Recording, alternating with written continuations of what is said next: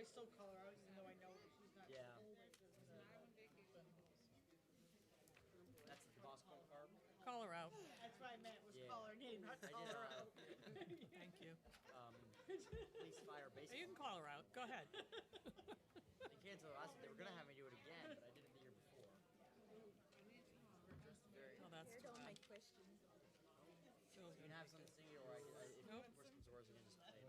on my phone. I would prefer if he sat out and didn't walk out. Here we go, here's one for you. You can read it. I'll tell you. I didn't got young. It's a song. Yeah, what I did. So I have my own like. If you want me to, usually I bring It died so bad. two big speakers. They hook into each other. And when I was there, Okay, thank you. I'd like to call the April 6th meeting of the Merrimack Valley School Board to order, please. Roll call. Tracy Bricky, Here. Spencer Dickinson, here. Ryan Gunn, Here. Melissa Muzzy, Jessica Wheeler Russell, Here. Laura Vincent, Here. David Nesbitt, Here. Julia Jones, Stacy Jarvis, Here. Lorna Carlisle, Here. Amanda York. Here. Thank you. If we could all rise for the Pledge of Allegiance. Silas, will you? Oh, yeah. I pledge allegiance to the flag of the United States of America and to the republic for which it stands, one nation, under God, indivisible, with liberty and justice for all. Thank you.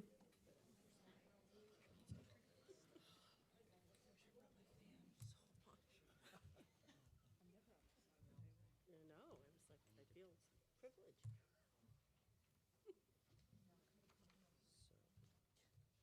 So we had minutes from the annual meeting on March 5th and the school board meeting in March 9th. They were in your online documents. I know that Ryan sent in some, he might be the new Sally. I don't know. Somebody's gonna take up the pen. Ryan sent in some, Just typos, nothing. just some typos. They weren't anything substantive. Anybody else have anything they noticed and they would like to call to order for us? I'm sure Ryan probably found the ones I found. Okay, all righty. Then can I have a motion to approve the minutes from March 5th and March 9th? Moved by Julia, seconded by David. Thank you. All those in favor, say aye. Aye. Any opposed? Any abstentions? Okay, perfect. Next is public comment.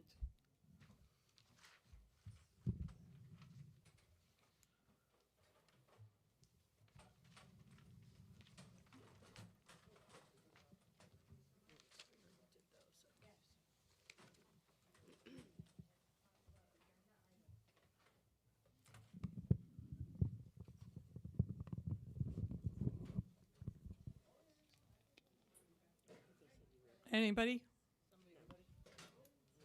Public comment?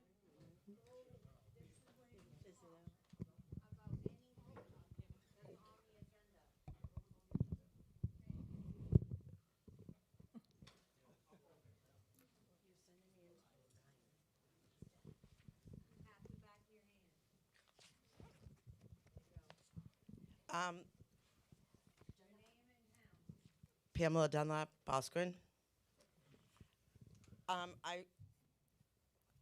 I'm not sure this is the first meeting I've ever been to. I am a bus driver from the Merrimack Valley School District. I will tell you a little bit about myself. I had a son that graduated from this high school, 3 of them actually. One went on to commit suicide 6 years ago. And I really struggled in a career. And when I came to MV, I came to find something that was homey and that would be good, that I could use my talents in a good spot. And I have grown with these children that I have had since September. I have multiple children coming up giving me congratulations, you're the best bus driver ever. Whoa. But, you know, for me, I finally feel like I found a purpose in taking care of these kids, putting a smile on their face every morning, and letting them know that, you know, it's going to be a good day. I would just really, really be sad if it wasn't under the Merrimack Valley School District anymore, because that would be the reason why I would have stayed. Unfortunately, I will not stay if it goes over to First Union. Thank you.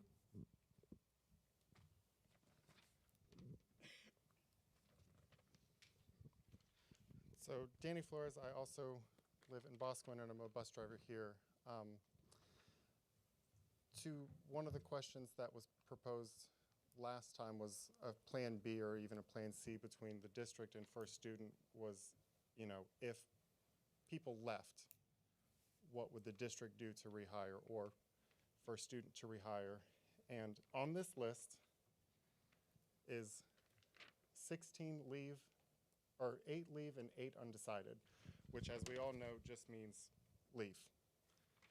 So my question to both the district and First Student would be, do you have 16 people lined up to cover these people that aren't going to stay because you're selling out for a maybe satisfaction and a maybe short-term solve? So 16. I'm also not on this list, and there are some people who are not on this list. I have air brakes. I choose to stay here for this pay that we have, which I have no gripes about. But I, too, have kids that I look forward to seeing, that look forward to seeing me. I had one show me her cup today that she got on vacation. Are you willing to sacrifice that for a deficit that we, as a transportation company, are not responsible for? Thank you.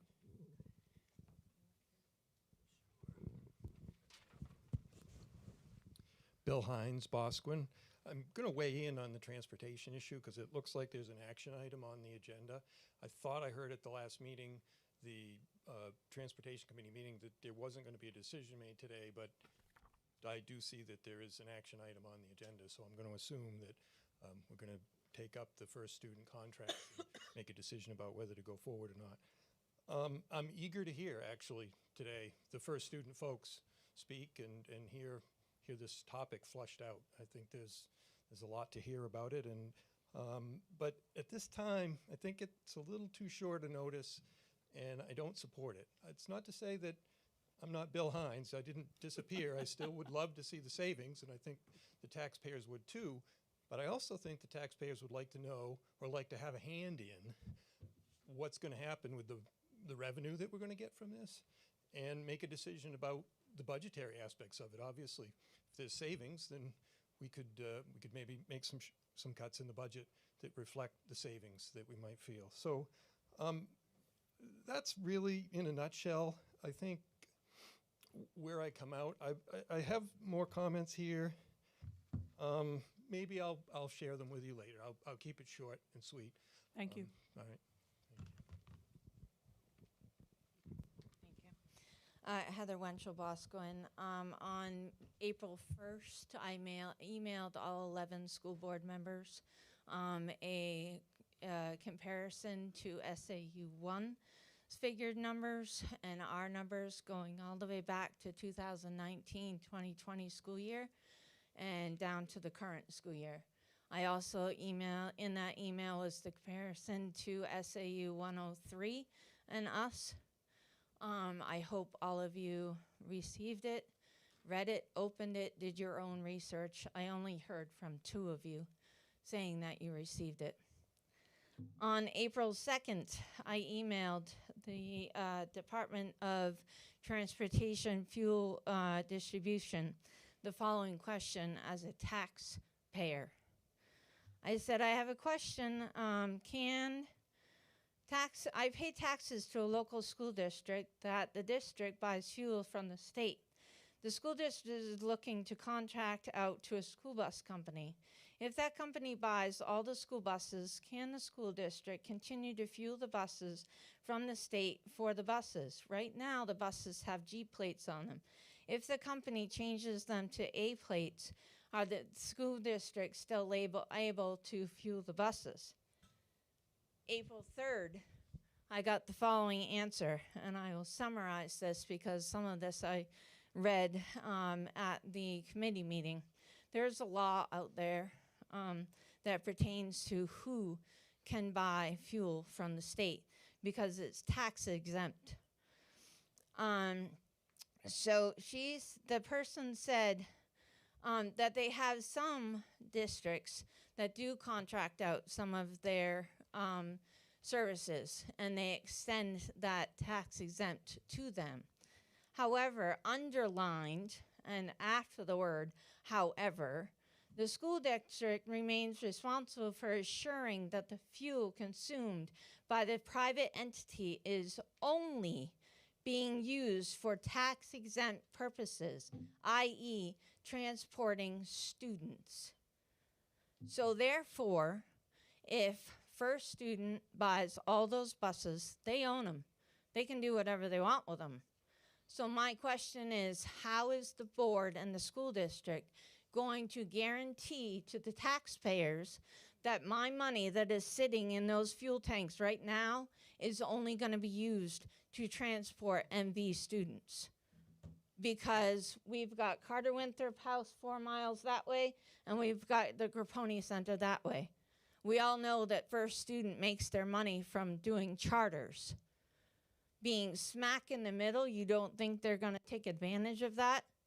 So again, how are you going to guarantee that the fuel, my tax dollars that are in those fuel tanks, are only going to be used for NB students? Thank you, Heather. Thank you.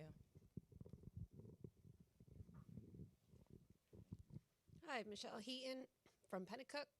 I'm new to this discussion. I heard about this kind of last minute, so my comments may be way off, but I just wanted to come out to, I understand that there are budget issues and that, you know, transportation may be one of those items that we want to maybe make cuts on, but I would strongly urge you not to. There's a lot of people in many school districts that really rely on these buses, whether it's getting to school or getting home from school. As we all know, families across the state are getting squeezed with inflation, you know, all of the other things that are going up. And to have to add another burden to them if buses were to get cut or bus services were to get cut is something that we really need to think twice about. All of the things in the school budget are important, but if the kids can't get to school and students start missing school because they have unreliable transportation, then nothing within the school matters because they're not getting an education. So I think at the very least, getting children to school is one of our number one priorities.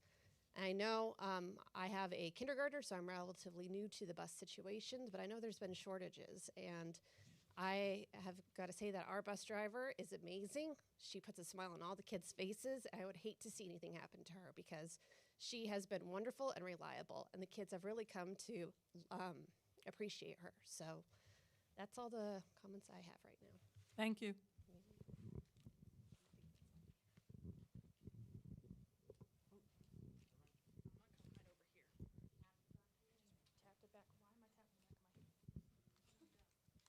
My name is Emily. I'm from Pennacook. A lot of the reason why we've been told that this is being brought up is because transportation has been told many times that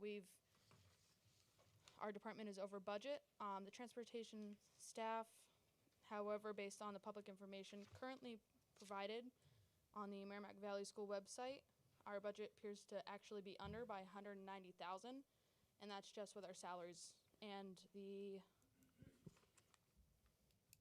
repairs and maintenance alone. You can find that information in the CBA, the 2025 to 2026 proposed budget, the 25 to 26 employee salaries, which is listed under the middle school and high school campus section. In the proposed budget, there's several lines where I pulled all this information from, going from $993, all the way down to $1,020, all in the 2700s.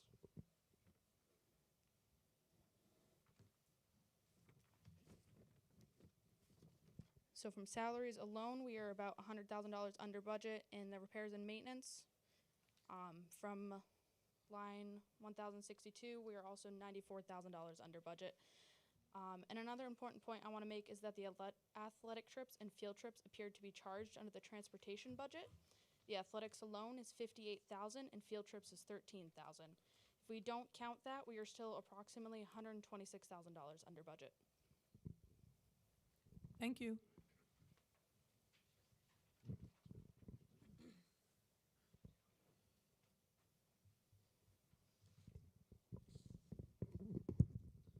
Anyone else? Public comment? Okay, I'm going to close public comment. Next is the, Tracy, could I just address just a couple of, Sure. of items? So first and foremost, I'm not sure who, Emily, told you that this was done because transportation is over budget. I've never once said that. That's the purpose. The purpose of looking into transportation, just like we do all facets, is to see if we can save the district money while still taking care of the employees. Bill, I think you mentioned something about revenue. We're not necessarily going to make any revenue. I don't know where you're sitting, but from the change, it's really based on savings that could possibly happen. The fuel, I did reach out to the Bureau of, at the state of New Hampshire for fuel management, and they said a similar answer to what Heather brought up, that as long as the buses were being used to transport our students, we could continue utilizing those areas. In order for that not to happen, because the fuel card system would still be in place, so the same drivers would have a fuel card. They're not just arbitrary fuel cards that we'd be handing out to first student. And I just want to emphasize that our plan overall is always to retain everyone, to hear the stories about our bus drivers, and the impact that they make doesn't surprise me, which is why if we make this change, we hope all of you come back. That's our goal. That's from the get-go, is what we want to happen. thank you. Next is the finance report. Sam, up to you. So it was in the packet. Again, the yellow highlights, and I try to put some notes to let you know sort of the status of what it was from last time. So the 1210 function, last time it was decreased by about 27,000. Now it's increased from that number. It's still down about 16,000 from its highest point during the year. There's been no change in the 1211 function. The 1300 function, which is for the CRTC program, the little note that the state is not reimbursing the district at 75% as promised. It's about 38% when I last checked. So that's something certainly we'll have to look at in next year's budget. I don't think that's going to get any better.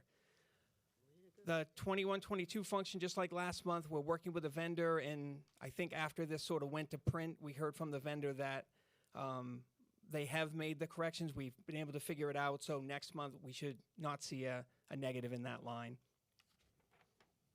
2162 has been no change since the last one. 2213 is a newer one, and part of that is if professional staff were already enrolled in some professional development, getting a higher degree to help them deliver services to our kids, and we've tried to honor that program for them. So we're a little bit over about 2,700 in that line. 2490, there's no change there. 2660, again, we'll get most of that, well, more than what we are in the negative back once all of the work is done. So if you remember, you authorized the use of the SAFE grant, which is reimbursement. We don't get paid until we submit all the invoices that the work is complete, and that will be done prior to the end of this fiscal year. Questions? Jess? I want to go back up to 1300. So the state promise 75%, and they're only giving 38%. Yep. And there's no there's no avenues for the district to pursue to be like, this is what you said, and they're just gonna. No, I think they basically suspend the law and say, this is what we're giving you, It's if sort I of- understand it correctly. It's like IDEA. Great. Same thing. Oh, okay. Same thing. They promised us 40% and give us 16. Yeah, I know. That seems like a awful challenge for a lot of school districts, that the state is just unable to manage their own money to give what they promised. Yeah. Yep. Thank you. Remember that in November. Just saying. I have a question because when I look at 1300, it says vocational programs, it says transportation. So is either we pay the transportation or is there something that 1,300. I'm sorry. Yeah, so that's the vocational transportation. The state reimburses us about $24,000 towards vocational transportation. That's how it's sort of been the last few years. 10 cents a mile. where's the rest of the transportation? That's in the 2,700. Not the transportation, the rest of the CRTC. That's in that same function right there. So it just says purchase services, right? So purchase service, because we have to pay. Okay, it's not on this sheet, but maybe it's on the sheet. So Computer. let's see. Oh, that just says transportation right there. Yeah, so it just says, I think the 500, now I understand what you're saying. I was looking at a different one. The 500, we probably should put the 300 or the 400. I'll have to look and see what the budget line is for that exact one. But basically, transportation and the tuition that we pay Concord gets lumped into the same grouping. And that's why it sort of it shows that. I should change the word transportation, though, to purchase services. Thank you. Thank you, Laura. Anybody else have any questions on the financial report? A motion? So moved to accept the financial report. Thank you. Moved by Jess, seconded by Julia. All those in favor of the financial report say aye. Aye. Any opposed? Any abstain? Okey doke. Good news. So there was plenty of good news in the digital packet. It was all fabulous. I love reading that every month. Thank you very much to all of the administrators out there. And we do have a report. We do have a report from Loudon Elementary School.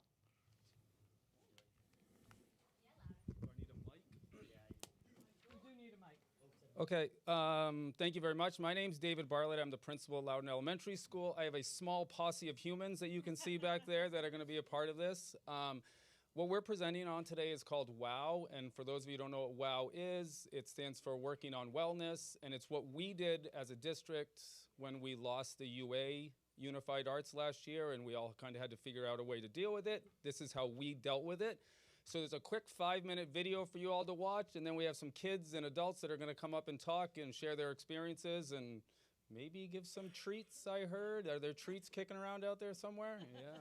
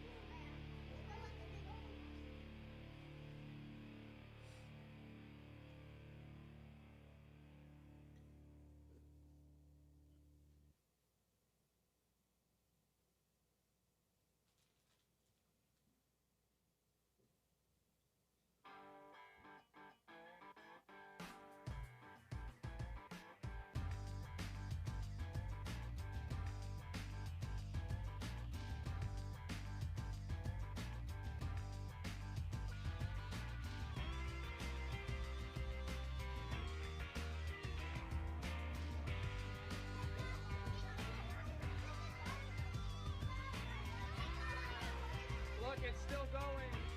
Some of yours is still going.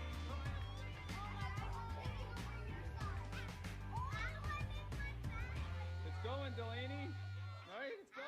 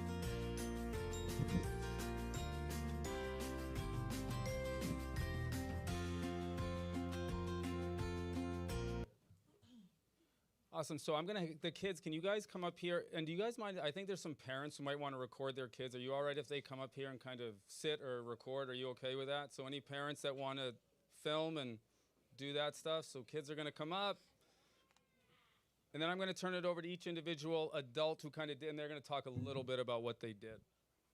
Not too much. Just kidding. Promise. Hi, I'm Erin Eads, school social worker at Loudon Elementary and WOW teacher.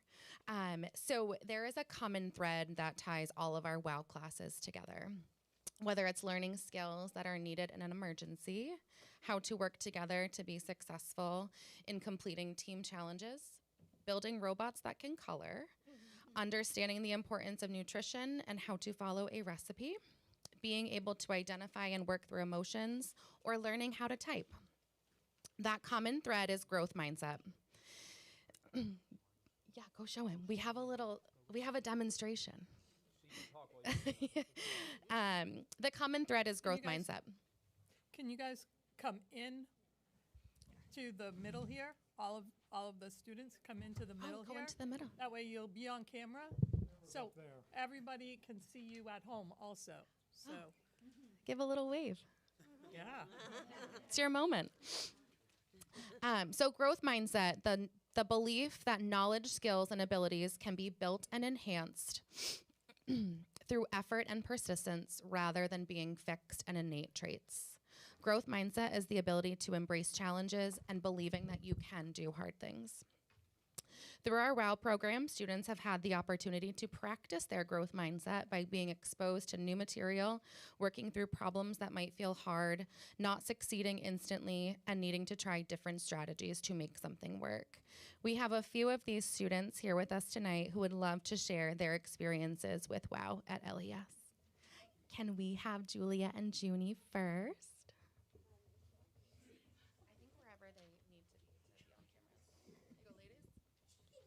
Hello, my name is Juliet Flanders, and I'm here to present Mrs. Mason's WOW class. In her class, we learned about safety, CPR, and first aid. We've never had a class like this before, and I felt clueless at the beginning, but by the end of our class, I felt so much more knowledgeable and confident when it comes to my safety skills. We talked about emergency scenarios and had a lot of classroom discussions. We were able to practice CPR and first aid on stuffed animals and go through emergency procedures step by step. Personally, I have loved all the WOWs so far. I think they are great learning opportunities. Thank you. Good job.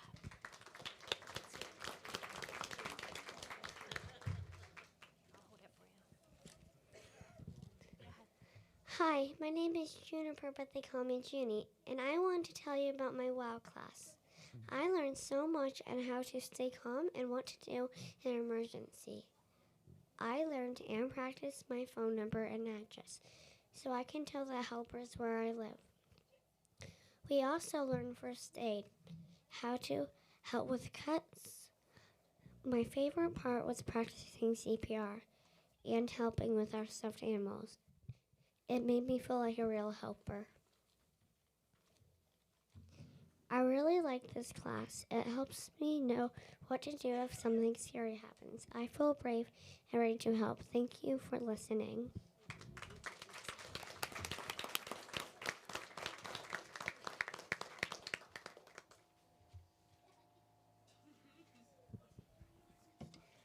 Hello, my name is Lily Cunningham, and I am here to talk about my experience engaging in WOW with Miss Eads. Our team building class has helped me learn how to work with different people and improve my growth mindset. I feel more comfortable working in a group of people who I have not worked with before and more confident handling challenges that might come my way. My favorite part was learning about nonverbal communication through a game where the class had to give us feedback using hand gestures in order to do a specific pose with a partner. I loved learning about skills that we will use our whole lives by playing fun games and doing challenging activities. Thank you for giving me the opportunity to share about VOW at LAS.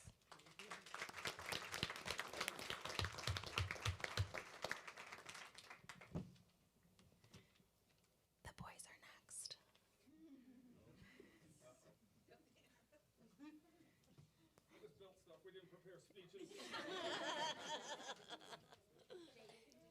Yeah, do you want to just show them? Yeah. They might have another demonstration. Watch your heads.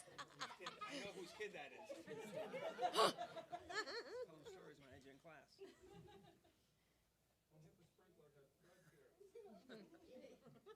Yeah.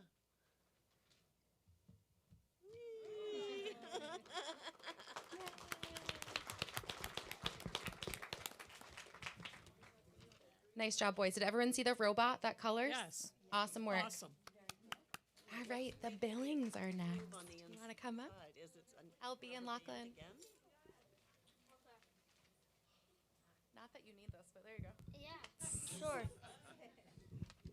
Hi, my name is... Okay, that's loud. Hi, my name is Lincoln Billings, and this is my sister Lachlan.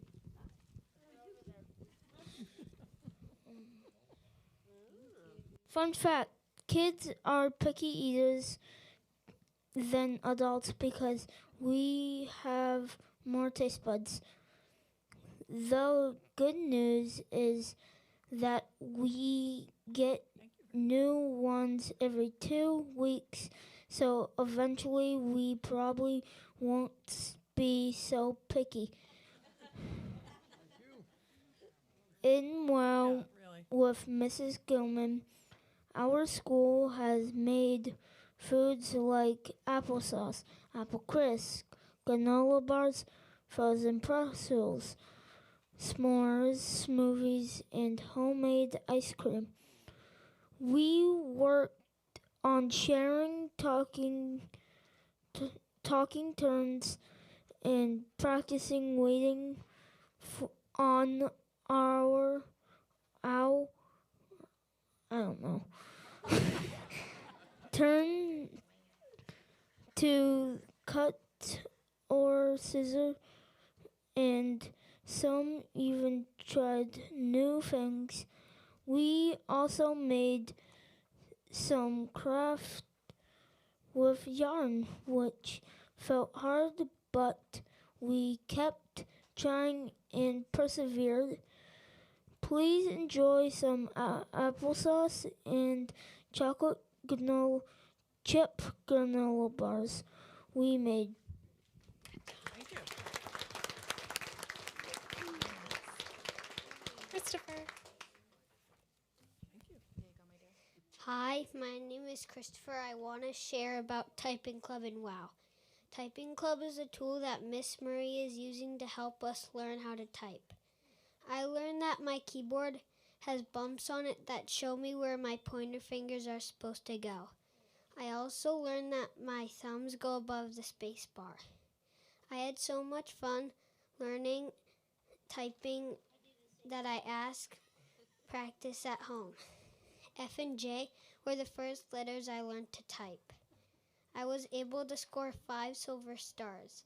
I practiced typing so much at my house I got all the way to G and H. I think practicing typing will help me when I get older and have to do assignments on my computer. I want to share because I think typing and writing stories is an important skill. Thank you for listening. All right, last but not least.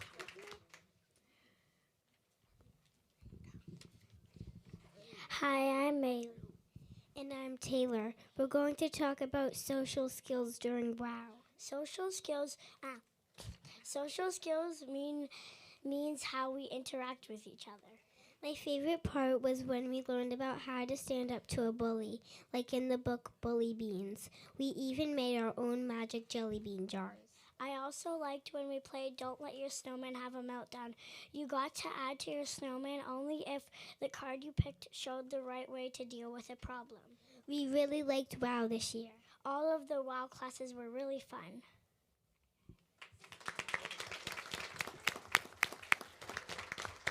That's it. So I just want to make sure we recognize Mrs. Mason, who's our school nurse, Mrs. Gilman, who works in student support, Mrs. Murray, who's our school counselor, and Mrs. Eads, the social worker who taught. We asked a lot of them, and we talk about growth mindset. They kind of had to step outside of their comfort zone. Some of them had never taught before, and it really wasn't part of their job description at all. And I kind of went to them with this idea and said, hey, what do you think? And it certainly didn't make their days easier and their planning and all the things they had to do. So I can't thank them enough for what they did and the way they stepped up to the plate to take on this challenge. It was a big deal, and it's a lot of work, and I think you can kind of see it's been fairly successful, and they've done a wonderful job. So I just want to make sure that they got a little plug because it was awesome. So.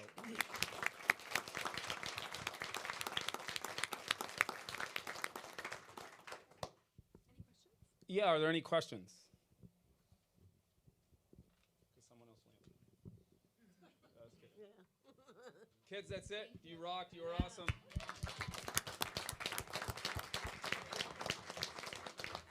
I will buy more. And when of you that guys got to applesauce stay for if the it's rest of the meeting, probably in about 10, so you'll be all right.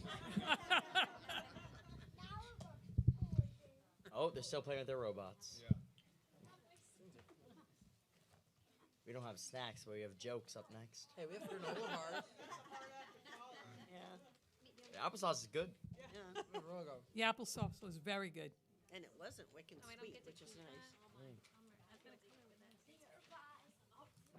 Goodbye. Bye. Mr. York, you doing okay over there? Yeah, applesauce is good. Okay, next, our student rep report. Give me a second. Yep. I'm gonna need that. Oh.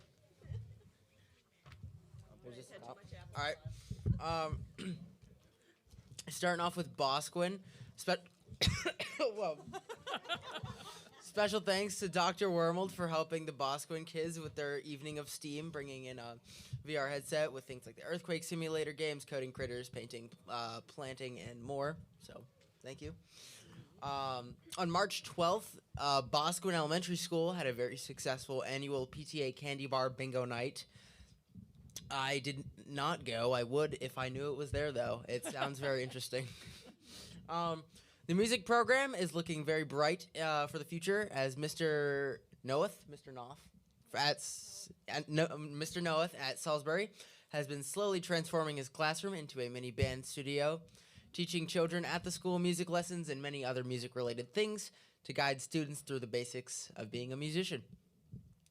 Salisbury 3rd to 5th grade students also enjoyed a spectacular production of Luna Goes to Mars, presented by the University of New Hampshire Arts Reach Touring Program.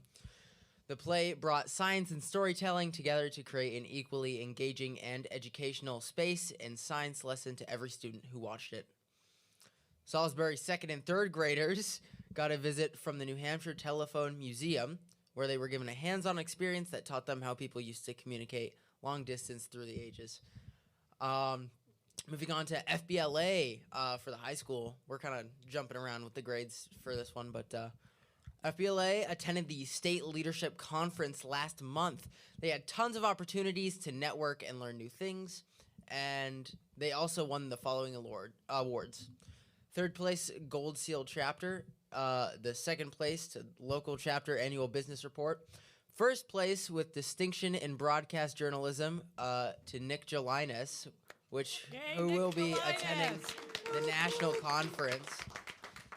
Third place in data science and AI, Acadia Horn. First place, largest percent increase in membership with 41%. Third place, SLC scrapbook, and second place in 2 state officer projects. Thank you, Silas. Moving on, Loudon Elementary School kids were able to participate in Kids Vote New Hampshire on Tuesday, March 10th. The Kids Vote is a voting experience that's held annually in March for kids with a goal to simply bring a fun and civically educational experience for children. I was lucky enough to be one of the high school students I was there helping. I learned how awful it is trying to hand count ballots. Never want to do it again. It was actually awful. But they got to vote on 3 things. The 2026 Loudon Old Home Day theme. They got to vote between going on Safari, Dinosaur World, and my favorite movie. Surprisingly, we only had a few overvotes. And undervotes. We only had a few kids that didn't scratch it off. But they decided to pick my favorite movie for the theme for Loudon Old Home Day. They also got to vote on the 2027 I Voted stickers. So they chose out of 3, the best sticker that they liked that were actually drawn by students at LES. And then last but not least, they were able to choose the New Hampshire Motor Speedway official mascot. We all know it's Milo the Moose, and that's where they went. But the other option was Loudon the Lobster. Many schools got to have fun during Maple Weekend, with some schools visiting various sugar shacks and some even getting to tap their own maple trees. The middle school Winnie Dip team took on the frigid challenge of dunking into Lake Winnipesaukee. Through generous donations, the team also raised over $7,700 for the Special Olympics team. The theater department sold the most tickets in years with their production of Hadestown Teen Edition. Sold over 1,100 tickets over 4 shows. Guidance counselor Mr. Shimotaro said it was the best show he'd seen in his 27 years of being staff at Merrimack Valley High School. So we've had raving reviews for our 4 shows. If you saw it, Silas and I were both in it. So yeah, everyone said that they really enjoyed it. The theater department also recently performed their original fall play Time at the NHETG Regional Theater Festival at Kearsarge High School. The judges did like our show, and MV was in the top 3 from that event. So we now move on to the state festival, which is this weekend at Guilford High School. We will perform Saturday at 3:30. Spring sports are beginning with official games next week, but the teams have already done tryouts. They're doing scrimmages and stuff right now.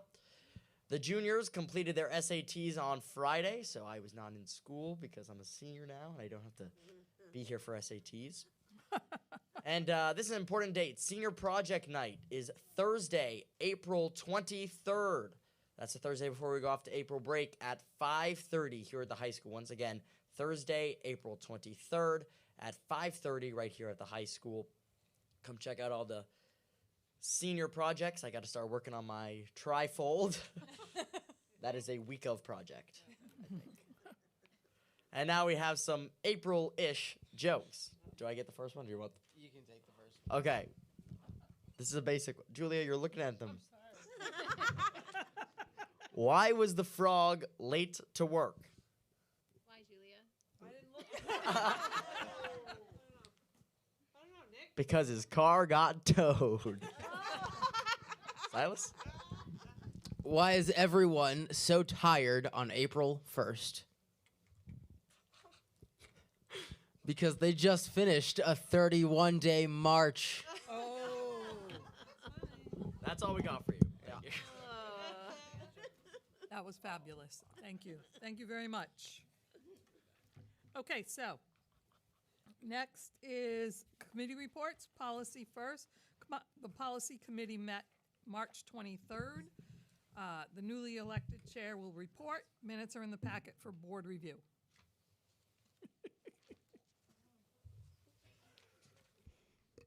My arms weren't long enough, sorry about that. So we have one policy that is in your packet that is on a second read, so we would like board action on that one tonight, and it's IHCD. We did not get any feedback before the meeting last month. And I don't know if anybody has anything to add to that policy or questions about it. Okay. In your packet are also policies BEDG about meeting minutes. We hadn't looked at that one in quite a while. It was last approved in 2004. So we pulled that one up. We really did some minor edits to it, nothing major. We did have a discussion about the non-public meetings and sealing minutes, but we felt it was important to have it in there in case we ever needed to do that. Policy JF was enrollment and enrollment capacities. So we also met about that one, made very few changes. Most of them were grammatical errors or commas.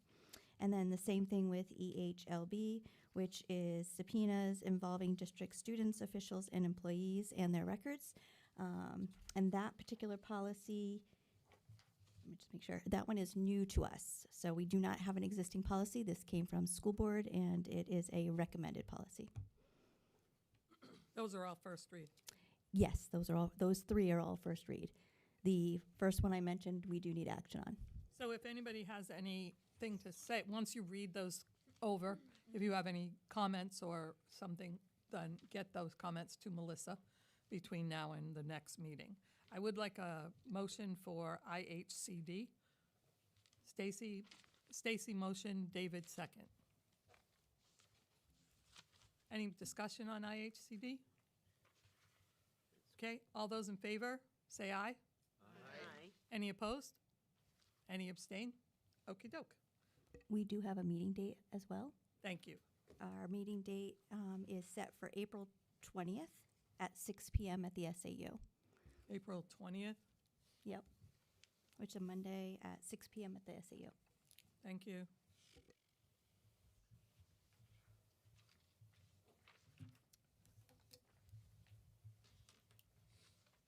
The second committee reports will be the Transportation Committee. Transportation Committee met March 30th. The newly elected chair will report, and the minutes are in the packet for your review. Yeah. Thank you. We met. There were several bus drivers and other members of the Transportation Department present. We started out with public comment on items on the agenda, and we had a public comment, very long public comment session. It's in the minutes. And then somewhere in there I was elected chair again. And then we went on to new business. And Sam talked to us a little bit about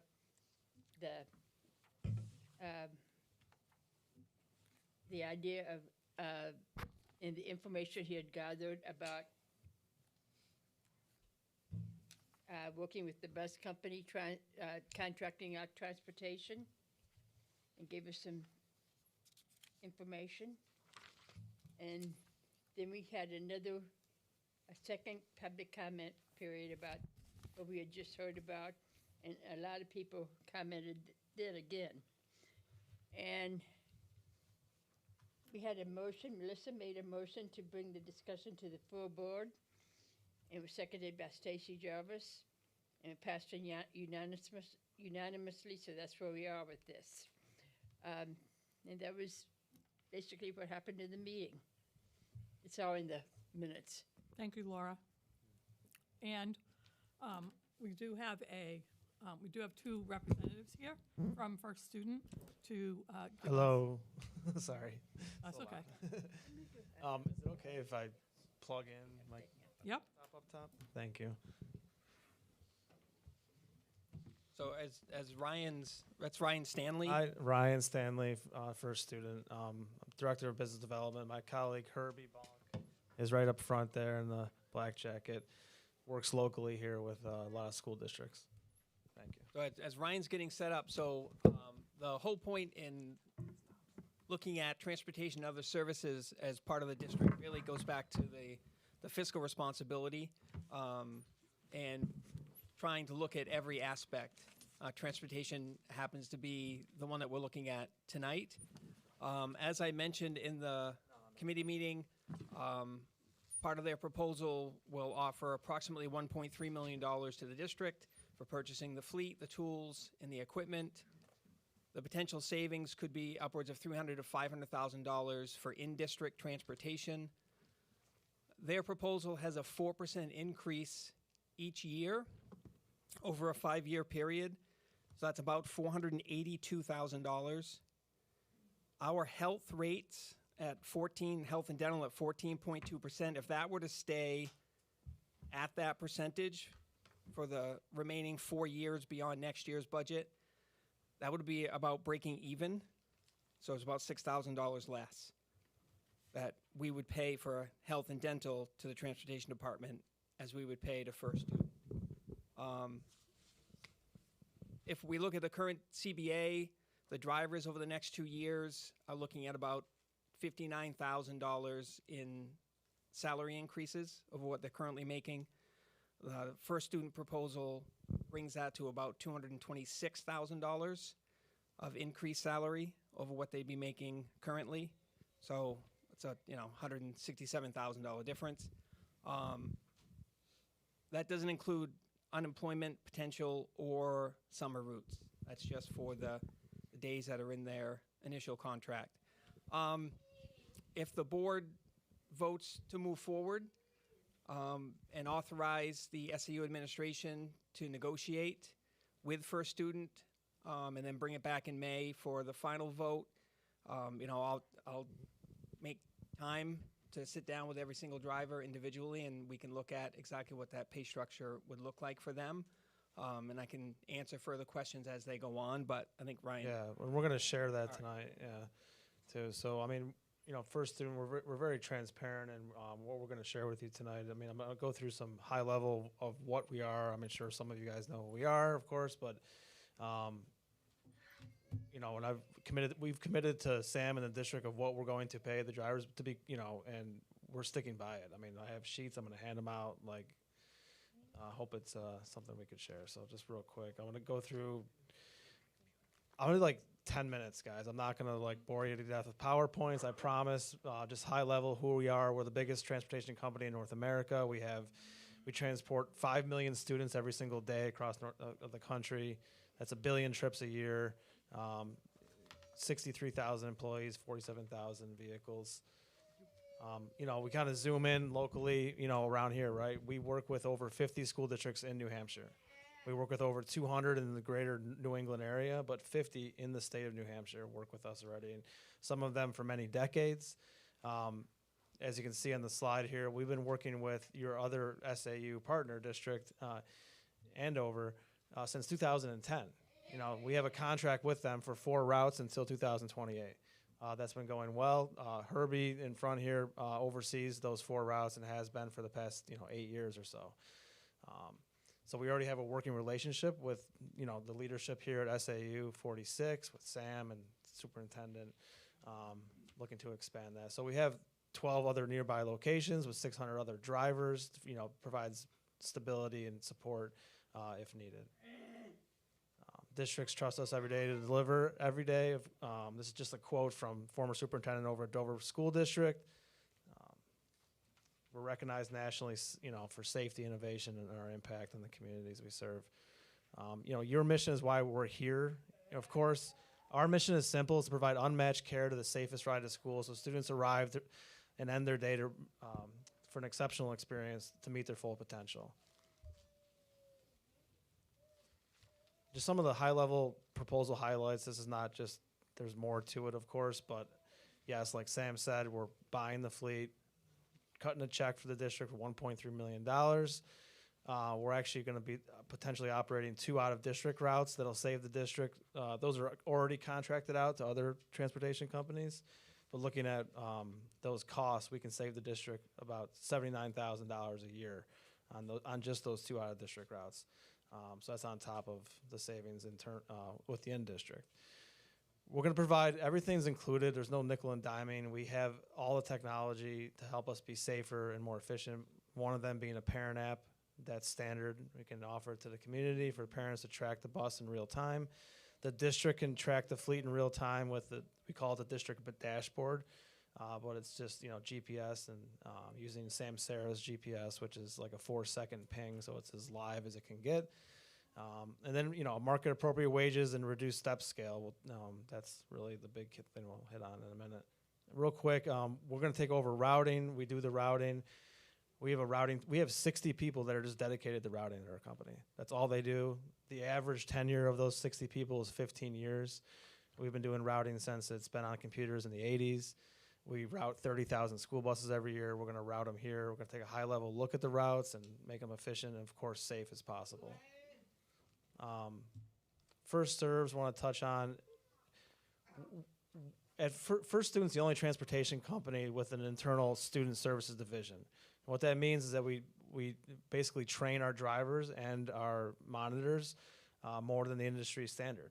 What it equates to is more prepared drivers, effective and better communication, and coupled with our electronic student behavior tracking that we do, we keep track of student behavior on the bus electronically, so it gets to the people that need to know it quicker. We've seen a 27% reduction in negative behaviors on the bus. So it's basically bridging the gap between the classroom and the school bus, right? It's a program that connects the transportation staff with behavioral professionals, district leaders, families, and caregivers for the students, and help deliver a program so the students have a good experience on the bus, all students. So, like I said, we have a lot of technology that helps us be as safe as possible. Of course, transportation, that's always number one and always will be number one, but it also helps us be efficient as well. We invested, hundreds of millions of dollars into technology just in the past couple of years, and it incorporates everything to do with transportation. The maintenance, the safety, operations, communication, driver support. You'll see with what we do there, and keeping track of us, performance, like how are we doing? We can give you guys reports very easily on every little thing you could imagine. So district leaders can see the fleet in real time, like I said. Families can see the fleet for their students' bus, to be clear, on their app. There's also a portal online for being able to log a complaint, a suggestion, a question, and we answer that in 24 hours. All vehicles will have tablets for the drivers to do their pre- and post-trip inspection. I'll talk more about that in a sec. And our operations team has the ability to see everything, right? So the parent app, over 1 million parents are using it today. It's the number one app on the market. Android, of course, Apple and Google Store. Real-time view of just the bus. It's not tracking the students. The tablets for the vehicles, all vehicles have them. It's standard. Drivers can do their pre- and post-trip inspection with it. They can record maintenance defects on the tablet that's on the bus, so they go to maintenance quickly and get fixed. Turn-by-turn direction. Of course, recording the student behavior on the tablet.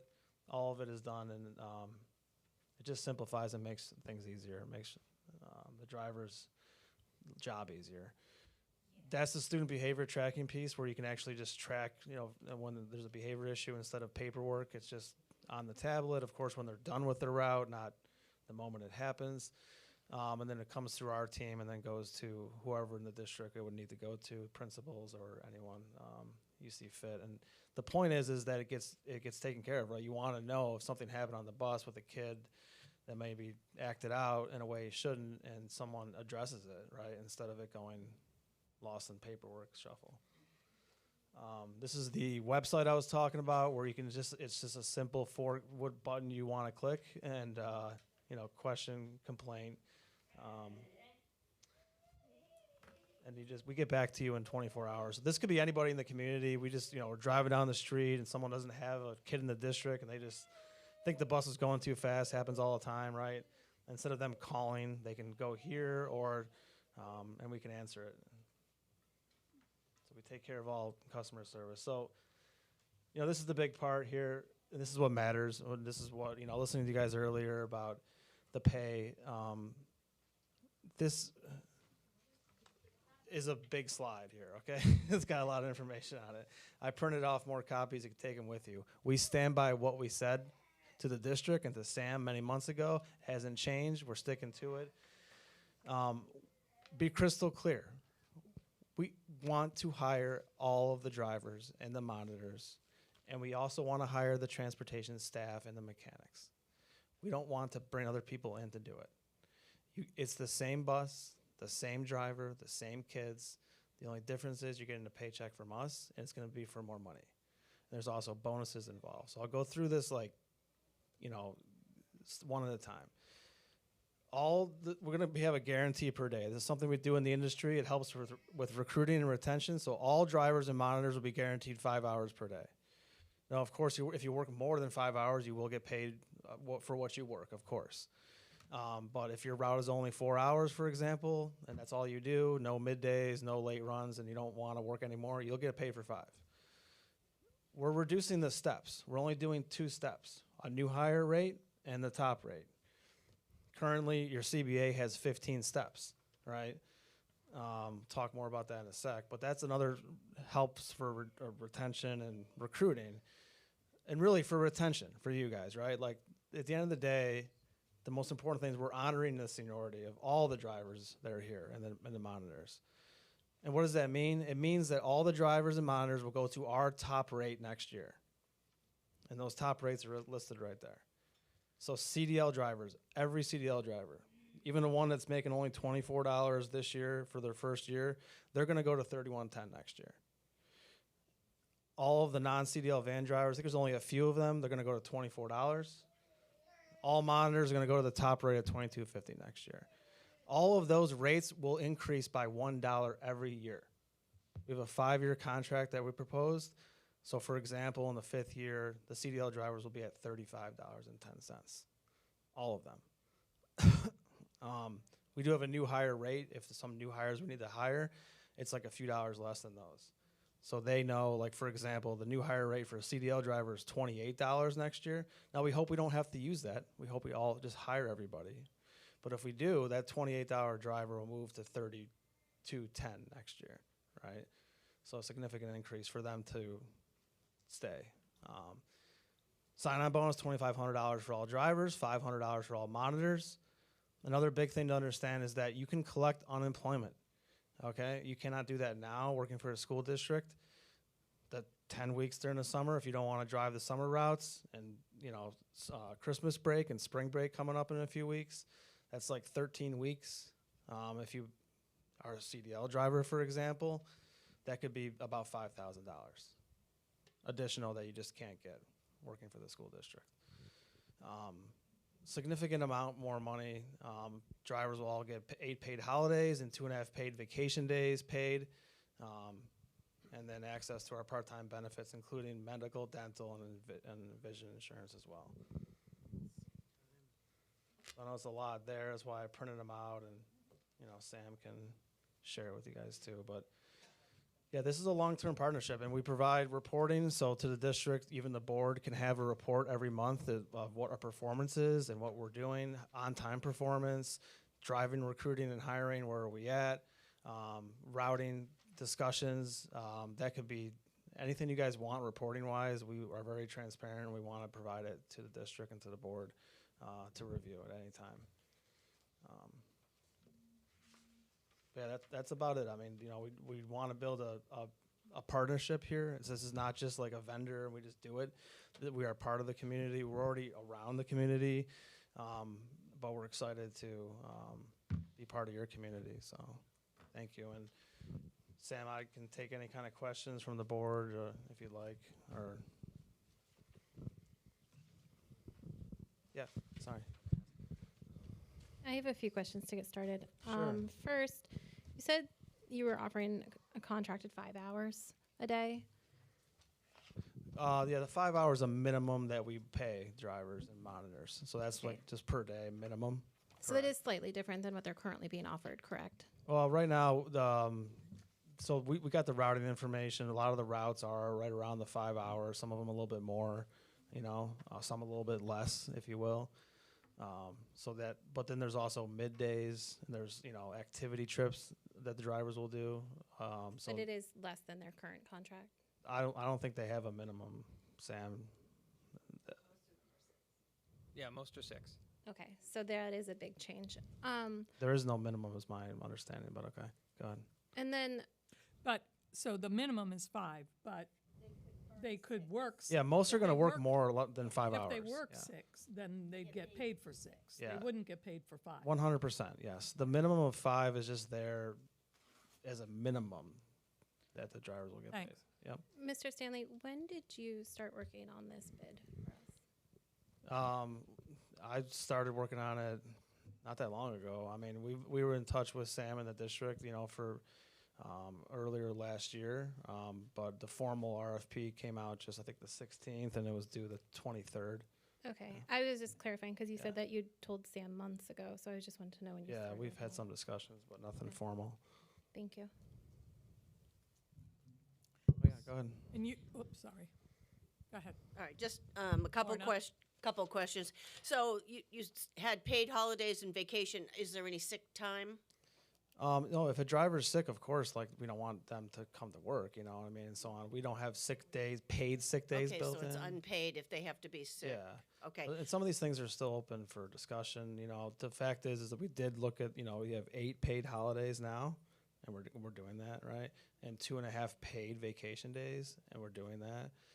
So we're sticking to what they have there. To be honest, that's probably more than most drivers in the state, like, to be clear. Okay. And another question, a while back, we were dealing with an issue where we didn't have enough bus drivers, and we were potentially looking at a 1.5 mile walk zone.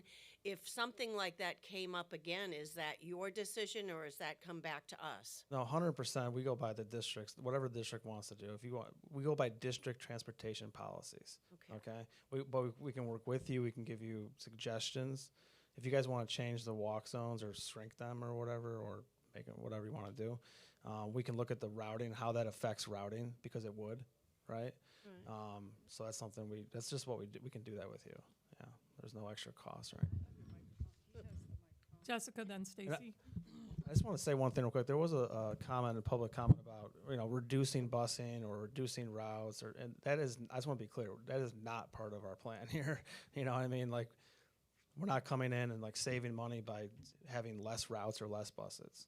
We're operating the same 20 routes. Yeah, I just wanted to be clear about that. Okay, so couple questions. Though one of them does touch on what you just said. So if the recommendation for efficiency in routing, so you folks would take the routes we currently have now, feed it into a team or a software program, and try and find the most efficient routes possible for the district. Correct. I mean, you guys already use routing software. I think it's VersaTrans with the routing team, and they could be already pretty efficient, right? I mean, I haven't dug into it myself. We took your routing and looked at it, but yes, we can. Yeah. And so I do a routing study is what we call it. Yeah, sure. Yeah. So then, if it were to come up that you were to look at this and the routing software suggests removing something like the or adhering to the current current law, which is, you can have a walk zone within 2 miles, you would recommend that, but it would still be for the board to decide? Yeah, 100%. We do nothing without you guys' policy, policies and everything like that. Okay, so then if there are any driver shortages, which I have heard of, on routes, how do you inform families without using the day of and like immediate, we don't know. So our goal is, we call it a full complement in the business, which is all the drivers hired plus 10% spare factor. So if we have 22 routes here, for example, we'll have 2 extra spare drivers that are hired and ready to go in case someone calls in. That is what we do. That's not what we're going to say we're going to do. That is what we're going to do, right? So we don't want to double up runs or anything like that. We understand there's been some driver shortages. Obviously, through COVID, you weren't alone. I mean, the whole country was short drivers. But the compensation has come up to take care of that. I mean, look at 7 years ago, drivers were getting paid $20 an hour top rate. Now it's 30, right? 31 for here. So we believe that the driver compensation plan is the basis of being able to have a full staff of drivers and recruit and retain them. But to answer your question more specifically of like the emergency situation of, is the spare drivers ready to go? That solves that problem that you just talked about. But we also have a lot of resources nearby. Like Herbie has a bunch of drivers that work for him. I don't know how many. Herbie, how many drivers work for you? 50 drivers work for that guy right there, on top of the other 700 or something in the state, right? And there's spare drivers there, and they can help, and they're not busy, so he will cover it, essentially. That's what the power of First Student is. We have so many drivers. So then we could potentially also be having our drivers going out to the districts in that reverse scenario? We don't. Potentially, I guess, if we're so hired up here, we got too many drivers here that they need. That would be great. But at first we're focused on let's get all the drivers, first. So then, some of the information that you have given has actually been contradictory to some of the other school boards I've reached out to. So I am curious if you could just maybe elaborate more on if there happen to be not enough drivers, how do you inform families that there is maybe a disruption in service? That's not the app, because there will be families who do not have access to that kind of technology or choose not to use it. Yes, but sorry, Ryan, before you do that, but so Ryan would obviously communicate that with the district, and we would probably use our method of communication like we did last year. Okay. We have a new potential for notifying families. Yeah, you can through the next app year. too, But it I get is your an app. question. Not everyone uses Yeah, the but app. not everybody uses the app. But ours is that is our primary method now. But still the email, correct, after that? So it would go through you guys, then back to the families. Okay. Yeah, just like now. Okay. Yeah, we would work with you guys on what you want, of course. So I'm going to hold. I have more questions, but I think Stacy also had a few too. Okay. Hi, Stacy. Do you mind just? I know if this were to follow through, we would have a contract with a specific. I think it was 4% increase per year. Correct. It's a 5-year contract proposed, and 4% for years 2 through 5. Correct. Okay. After that contract is up, do you have any indication on what the increase might be? I guess my concern is the contract's up, right, and we have a significant increase beyond the 4%. Yeah, so I can't state exactly what the increase would be for years 6 through 10, for example, because it's my understanding there's a 5-year contract limitation in New Hampshire. But I will say, and I think our colleague touched on this with Sam, is that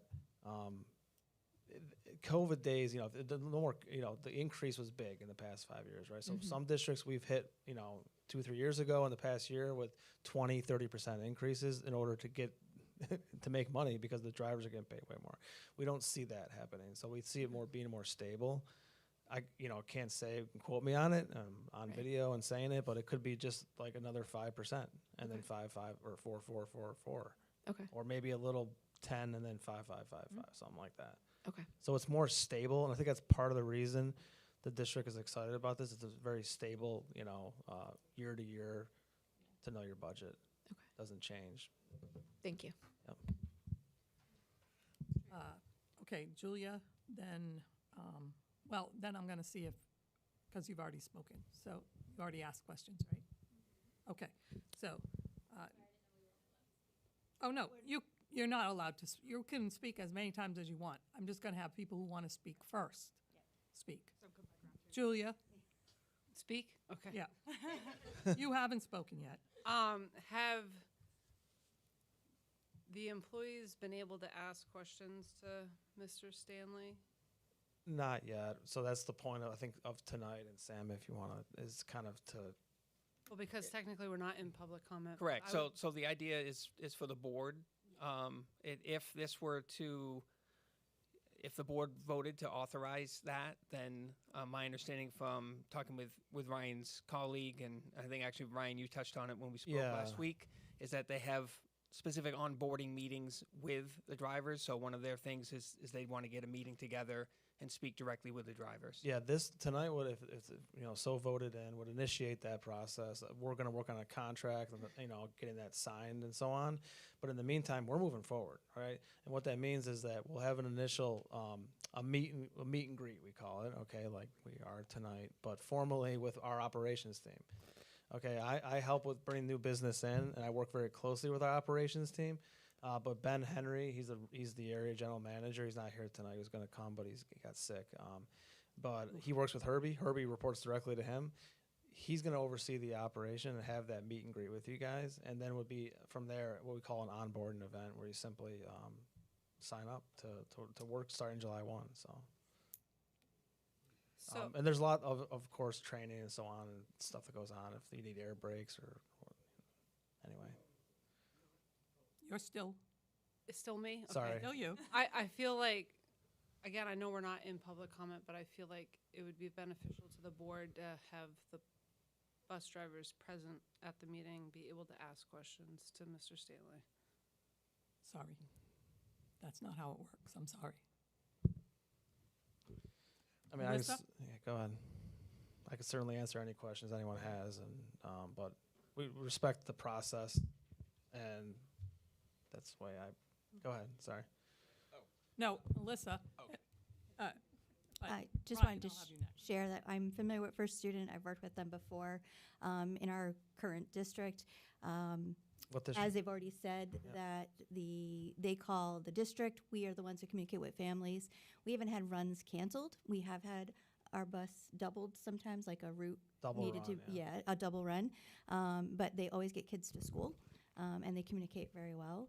And I will say, in terms of student discipline, we are notified right away, and they leave that process up to us as a district in terms of how we are handling it.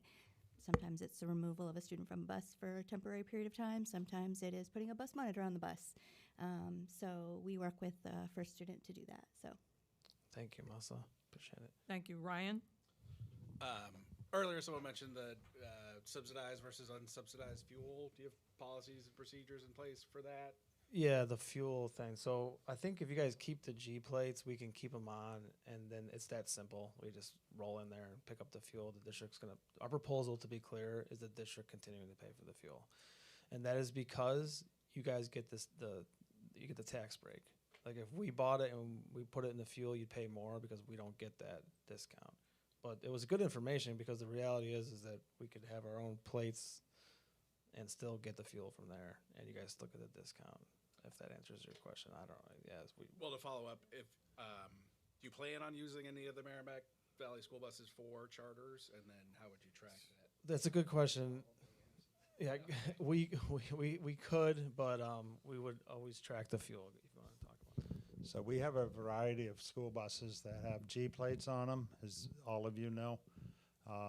We also have SB plates, and we also have commercial plates. So we use our buses that have commercial plates strictly for charters or whatever. We can use the SB plates for any school district that we please to, but we're not, the G plates go directly to the district, and the rest of it, we have com data cards that we use for our drivers doing charters or whatever it is. We don't intermingle anything, so. Track all the fuel usage and provide it to the district. And then, sorry, one more question. In the event of a charter, would the current bus drivers, is that like a requirement? Would that be an opportunity? That's an opportunity. Yeah. Yeah, I mean, that's another opportunity to make. It wasn't on the slide. I couldn't fit it. I wanted to put it on the bottom, and I tried, but I couldn't fit it. Is that yes? There is opportunity for CDL drivers because only big bus drivers do charters. We don't charter out small buses and vans. Maybe we do sometimes. I don't know, but mostly the CDL drivers have the opportunity to do, weddings, whatever trips may be going on for extra money. Yes. Do you mind if I say a few words just to? Sure. I see there's a lot of love here. So, my name is Herbie Bonk. I'm originally from Franklin. Please don't hold that against me. I presently live in New London, so I'm really local.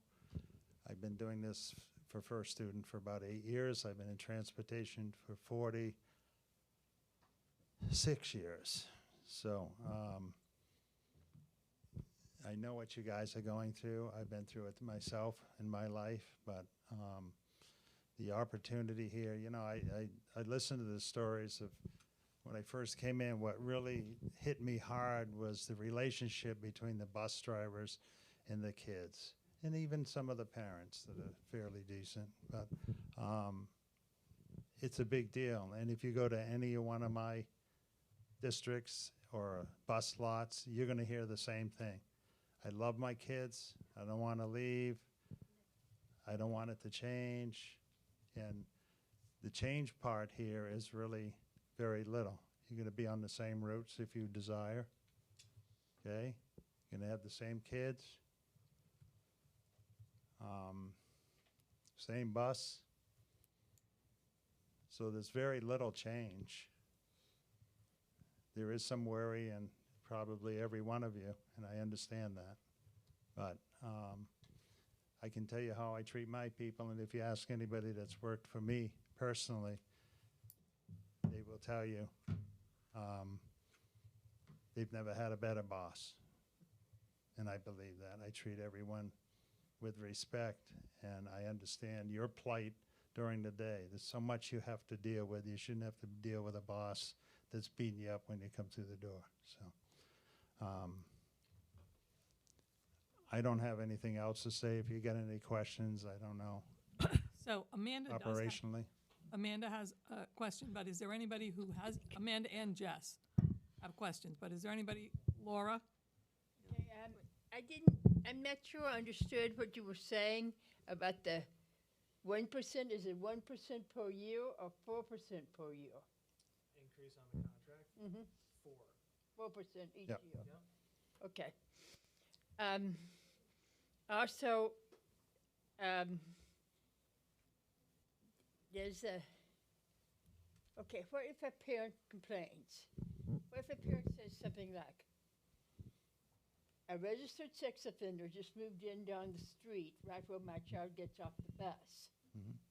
But, you know, I'd like the child to be dropped at my house, which is another mile up the road. I mean, this is pretty big, spread out area. How would you handle that situation? That's us, right? That, Laura, that would be up to the district to take care of the bus routes. The routes are up to the district. The stops and all that stuff are up to the district. The first student would be whatever our routes are. Okay. Okay, thank you. We either make a change of the stop, make the change, right, or not complicated, right? Right. Okay. We've had a situation in one of my towns where a sex offender moved in right across from the elementary school. So I went right to the police with that one, and they were not aware, believe it or not. So that was resolved fairly quick. So. Okay, thank you. Thank you. Anybody else for the first, Lorna? Well, it's not my first.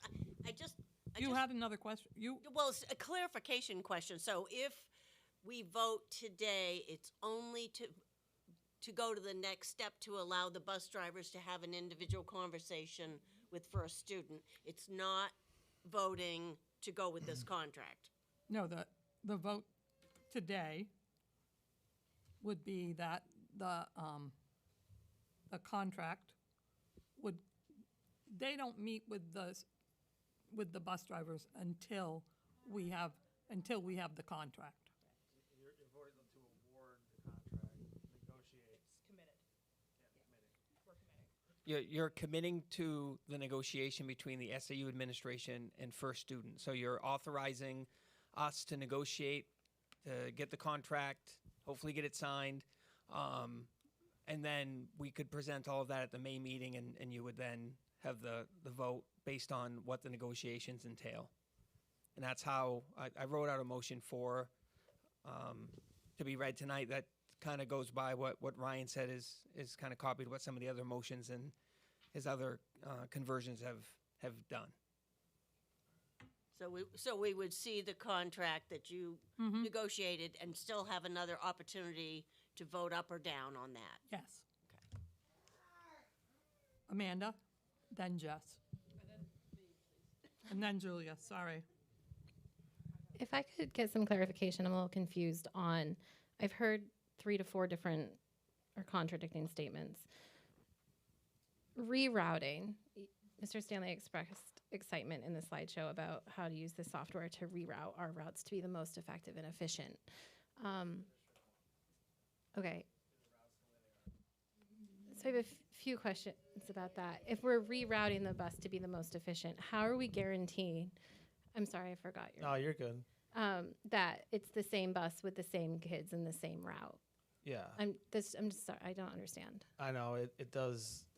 I get it, and I'm confusing myself probably. I mean, at the end of the day, like the routes right now, we looked at them. We for time, we wanted to see how long are these drivers driving for, so we know how much to pay them. We didn't go any further into it, right? We didn't say, okay, is this efficient or not?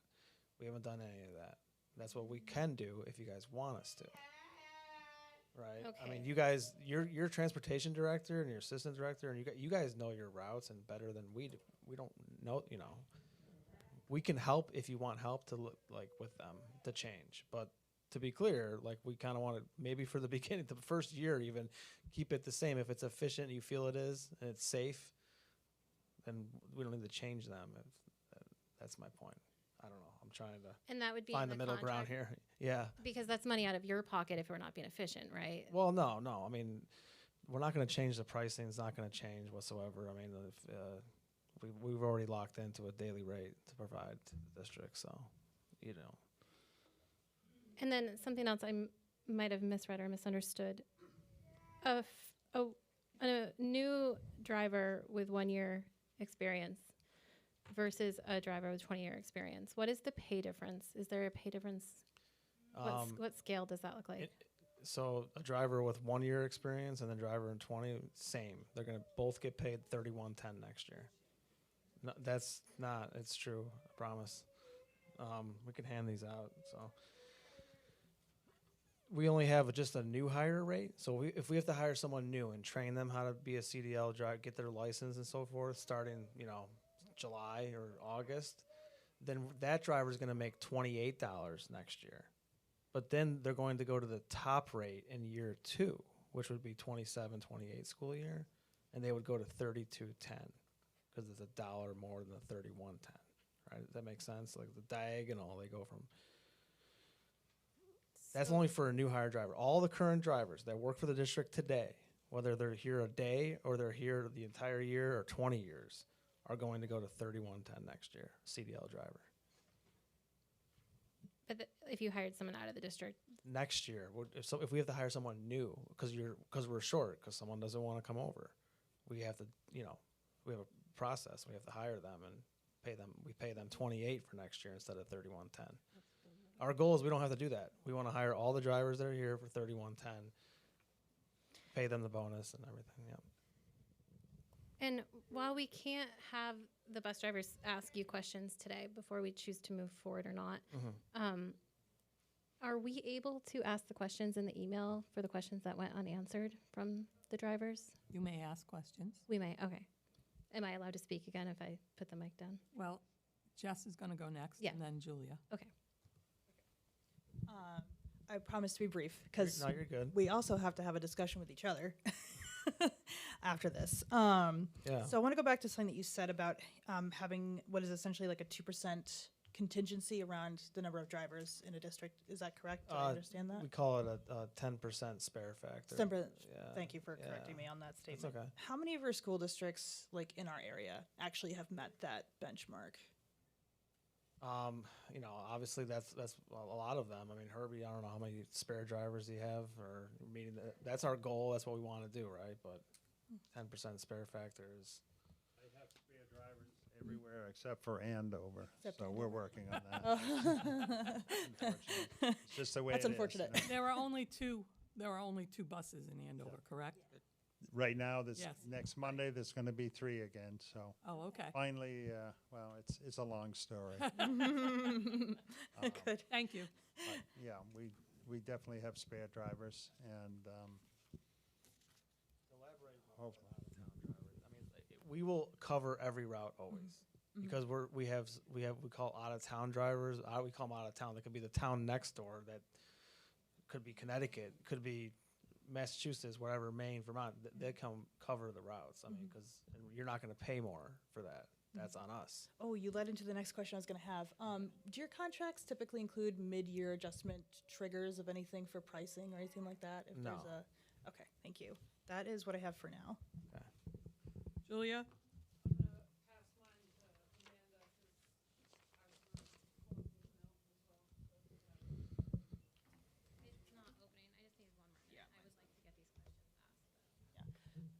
I too can't open it. I tried. I can't open it either. The bus drivers were asking questions.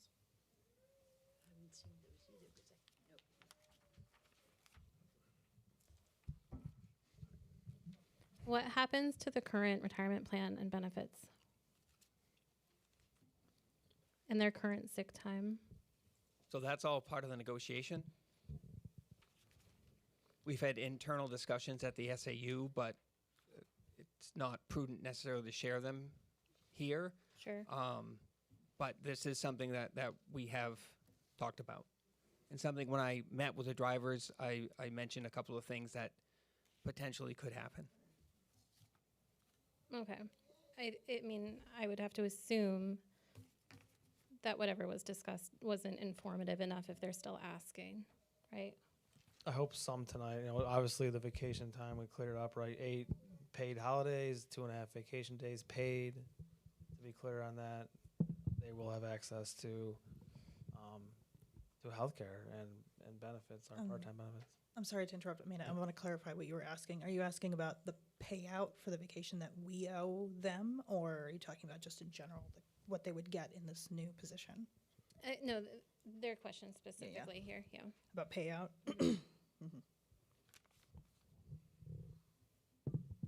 I'll just continue down the list. Does longevity carry over? Yeah, we're honoring seniority and Okay. yeah. But our seniority is only, like I said, 2 steps, so everyone goes to the top, right? And we will honor their route too. Yes. Okay, I asked the pay rate question already. Does the rate of pay change from home to school, school to home, extra work such as field trips, athletics, and middays? It does not, no. I know some companies do that. We do not do that. It's the same pay rate. And of course, when they work more than 40 hours, they get overtime, right? Yeah.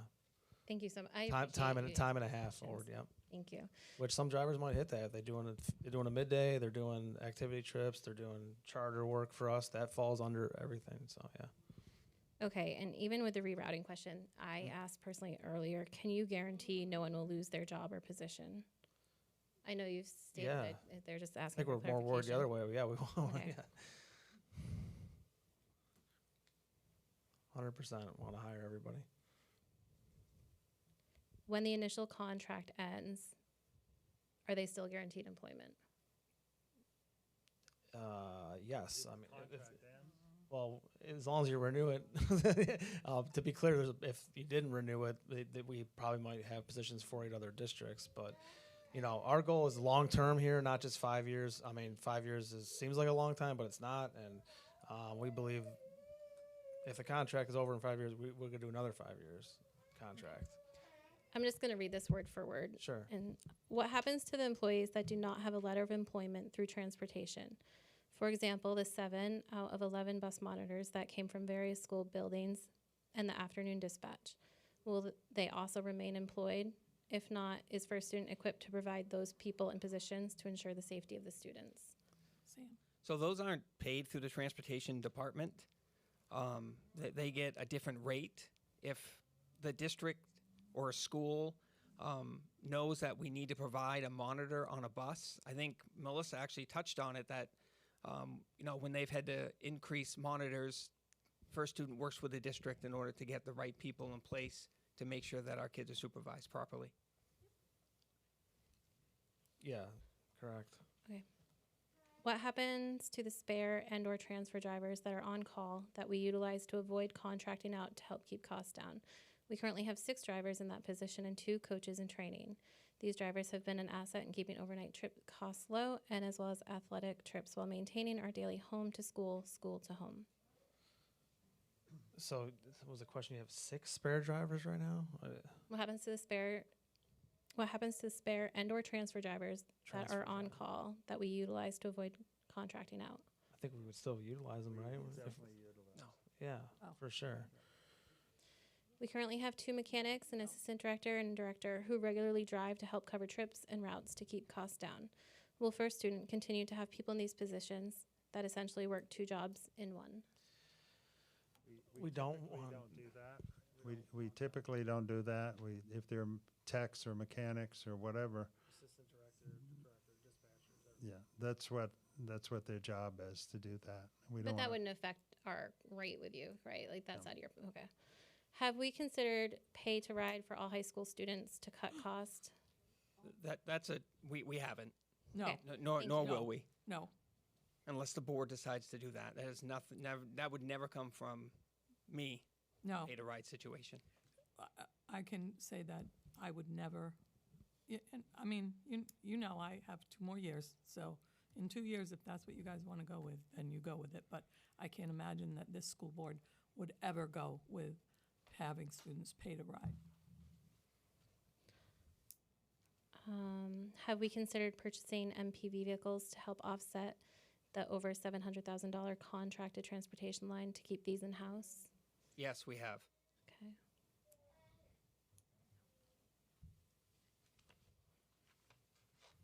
If in the potential new 5-year contract, it states that we cannot be moved from location to location, does that change when it ends? Several of these questions talk about when it ends. As Ryan spoke, if we go into a contract with First Student, we don't want it to end as long as we're happy with it and they're happy with it. So, But that's not a guarantee, right? That's a well, we hope. don't have a guarantee now with the current CBA. It's renegotiated after 3 years. So every contract gets renegotiated at some point. I just want to remind you, these aren't questions from me. These are concerns from our drivers. I and get it, our but not all of these transportation. concerns are the purview of the drivers. I think it's beneficial for them to feel that we are speaking for them and answering their questions. So I would appreciate just some kindness as I read off their questions. I'm not being unkind. What happens to the maintenance vehicles and learning center vehicle? Would First Student still provide maintenance services to them? That would be part of our negotiation. Thank you.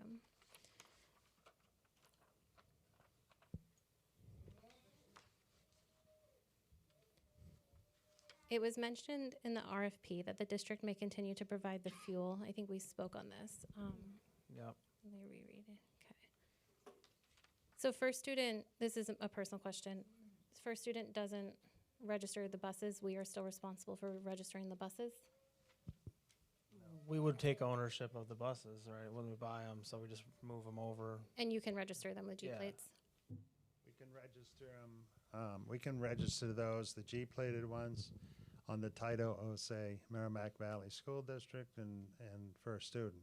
The other buses, the SB, commercial, and any vans will be under us solely. Okay. So some will be G plated for fuel costs and some will not? Yep. Okay, thank you.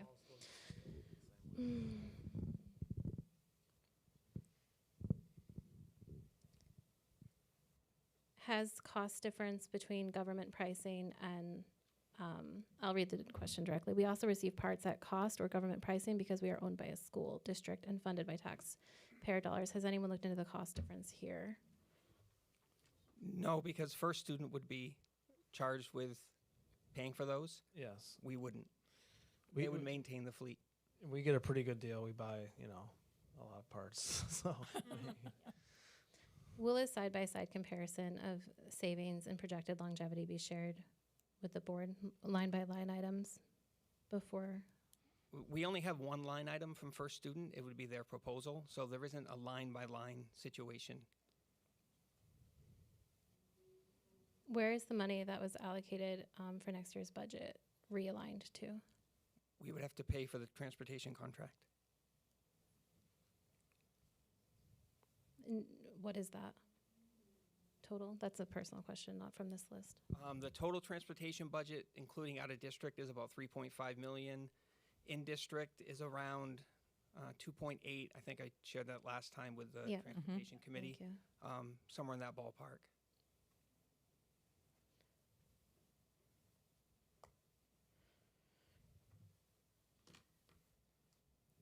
When did the school board decide to put us out to bid? I think it was the last meeting. We Yep. spoke about transportation in non-public. Does a bid or an RFP need to be out for 30 days if it's worth more than $50,000? No. Where is it required to be posted? It has to be posted in public in 2 spots, so we chose a news source of the patch and we put it on the website. Will First Student charge us separately for the small field trips, like we currently do for SES, WES, Chorus, etc.? Yeah, that's built into their proposal based on the known field trips that we have. Thank you. To go to your previous question, I also reached out to the other transportation companies that I'd reached out to previously and let them know directly that there was an RFP. Okay, thank you. Why are the daily fact trips not included in the RFP? 'Cause those require 1 to 3 buses throughout the week. Like middays or something. Yeah, there are midday trips listed as part of an overall price for the package. Based on, I sent them all the routes that we have that Noel shared with me. So all of the companies that were trying to submit a bid all had the same information. Will First Student continue to share the MPV vehicles with the special ed department and various principals? Will they take on that liability? We haven't discussed that. Will they continue to assist with job site transportation for the high school students? Or will that be charged like a field trip midday? Or will it continue to be hourly like a route? So right now, I think that person isn't paid by the transportation company. Okay. Will First Student continue to provide transportation for impact students? Or will Yes. this become contracted? Well, it would be, if we provide it now as part of our routing for in-district transportation, it would be part of the new contract. Okay, can we assume that's the same for the project search? Yeah, if Okay. what we do now is part of our run, then we would do it. Okay. Yep. And again, can we assume the same for MVLC shuttles? The MVLC,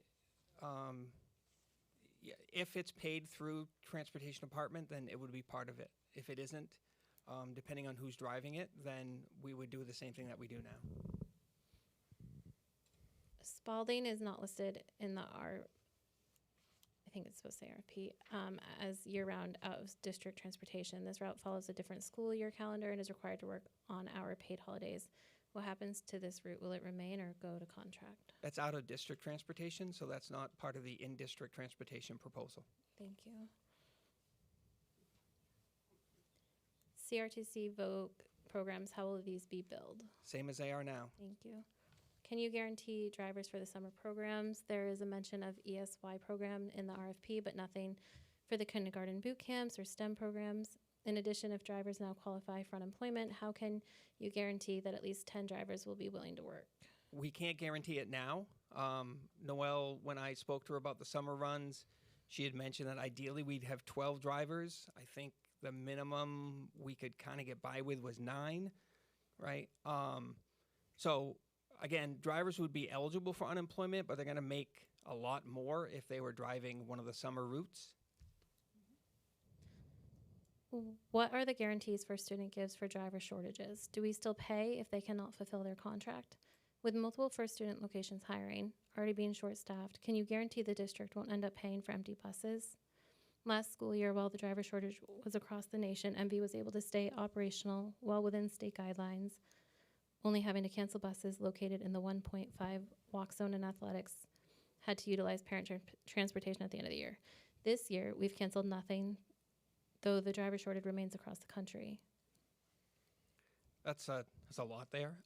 Yeah, so I think it just comes down to... Yeah, so I think they touched on that their goal is to have a couple of spare drivers. I think last year we were canceling upwards of 3 different buses at different times. I know my kids were impacted as well, and no one's immune to driver shortages. If, like we do in Andover, right, we've been running 2 buses instead of 3, so we don't get charged for that third bus. We don't get charged for things that aren't provided. Okay. I think that answered all of it. Yes, thank you.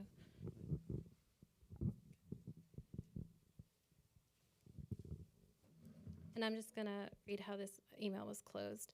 We understand that our department does not have a choice in the decision of the privatization of our department, and these questions and concerns are not meant to be confrontational. We do hope that they are heard, considered, and answered. We hope all aspects of this change are considered before such a giant change is made that we would never be able to go back from. And this is just a personal comment of my own. I feel very unsettled that they have a sheet stating 8 of them will leave and 8 are undecided. I hope that changed after they see the driver compensation So- package. Let me just say that right now, one of the things that you asked about, right now, the CBA that was agreed on last year, the beginning rate for bus drivers is $25.03. That's the lowest rate that we pay someone currently as a Right. driver. Right. And the highest rate for somebody who's on step 20 is $31.10. So I just wanted to put those, For next year. for next year. Just wanted to put that out there. That's our CBA. Yeah, sorry, I have one more, I promise one more. Yep, Though yes. moving them from public to a private contracted company, they would be in a 401k situation or a 401, we do offer 401k, the drivers. can but contribute. not the New Hampshire retirement system. Correct, Which is no, public, okay. That should be factored in the pay, because that's different than what the retirement is now, and just to put that out there. Anybody else? Any questions? I would like a motion that the school board. Before you do that? Yep. Can we just thank Ryan and Herbie? I think we're all good with Ryan Thank and you. Herbie. I don't- No, I thank don't you want- so much. And I just, if I have mind closing out just 2 seconds. I mean, Yep. Two things. One, we want to offer the top compensation in the state, and we are. I mean, we looked at it. And two, and I think Herbie did a much better job than I did. Is that it's how we treat our employees and how we take care of them, and it's not just, it's extra support, it's the training, but it's just also just being treated well. And I think if you ask around enough, you'll find that we treat our people really well, and they want to work for us, and they, at the end of the day, want to help their kids. So, thank you. Thank you. Thank you.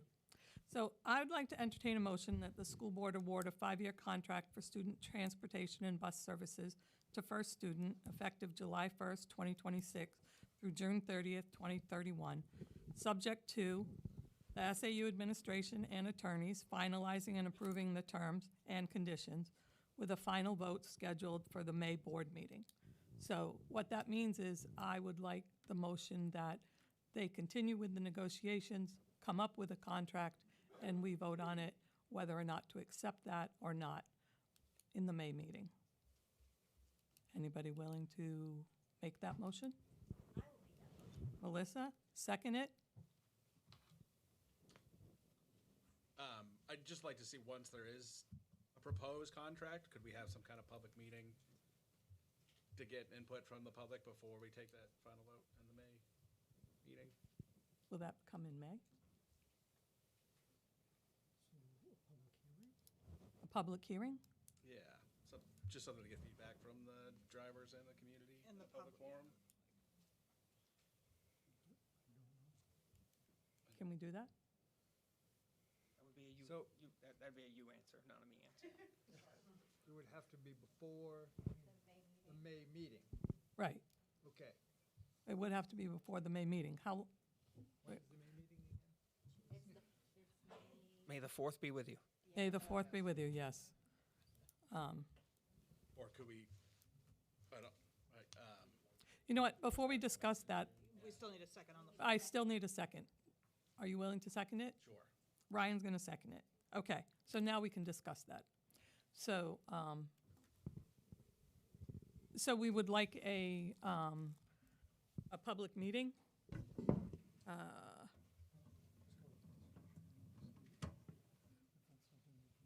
Okay. So let's go with the discussion right now about the contract.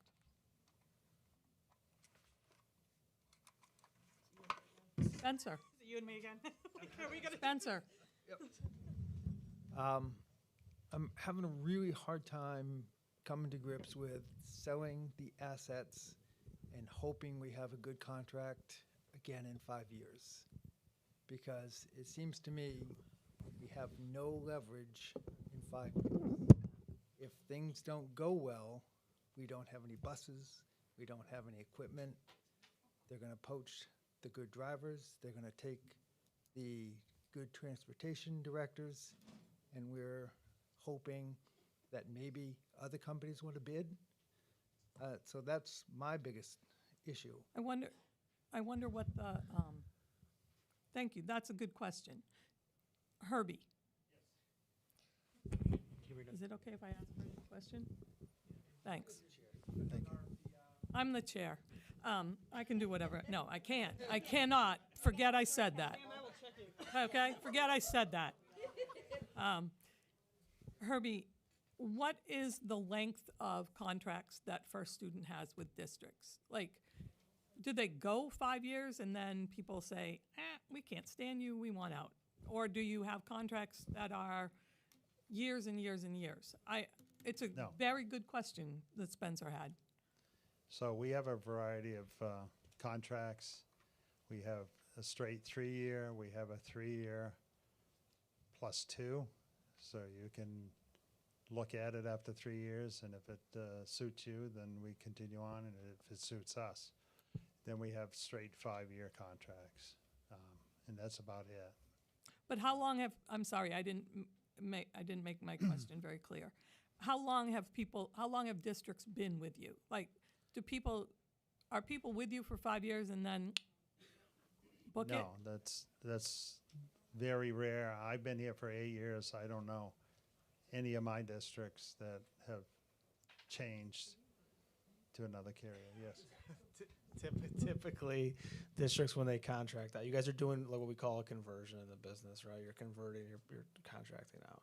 They don't ever take it back, you know. So you in 5 years, you could put out an RFP. You could, maybe STA or some other company, Durham, the other two big companies, or Butler's Bus or whatever, might bid on your work. And if you wanted, you could, give it to them instead of us, I guess. We don't want that. I think the question you're asking is the districts that we have presently, how long have they been with us? Yes. And Hillsborough Daring, well over 10 years, if not longer. Hopkinton has been with us for probably 15 years, and I can go on and on. Andover, it's been how long? We can get you the, How long was Andover? I don't know. 16 years. 16 years. So I have a that's customer list of every single district in the state we can give you. That'd be great. I'd appreciate that. Yeah. And how long they've been with us. And Uh-huh. contact information. I would like that. Thank you. And I'll share it with the board. Okay, to follow up is, like, what else are you going to do? You don't have any buses. You've got to go with somebody. And since you're going to go with the devil you know instead of the devil you don't know, right? I mean, what can we do if we don't have any equipment? So that's what I'm having a hard time getting to. Thank you, Spencer. Thank you.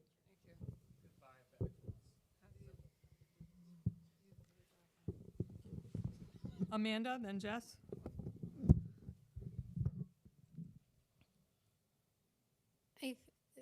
I think just kind of bouncing off what Spencer said, and in 5 years, they weren't able to strongly answer their longest contract.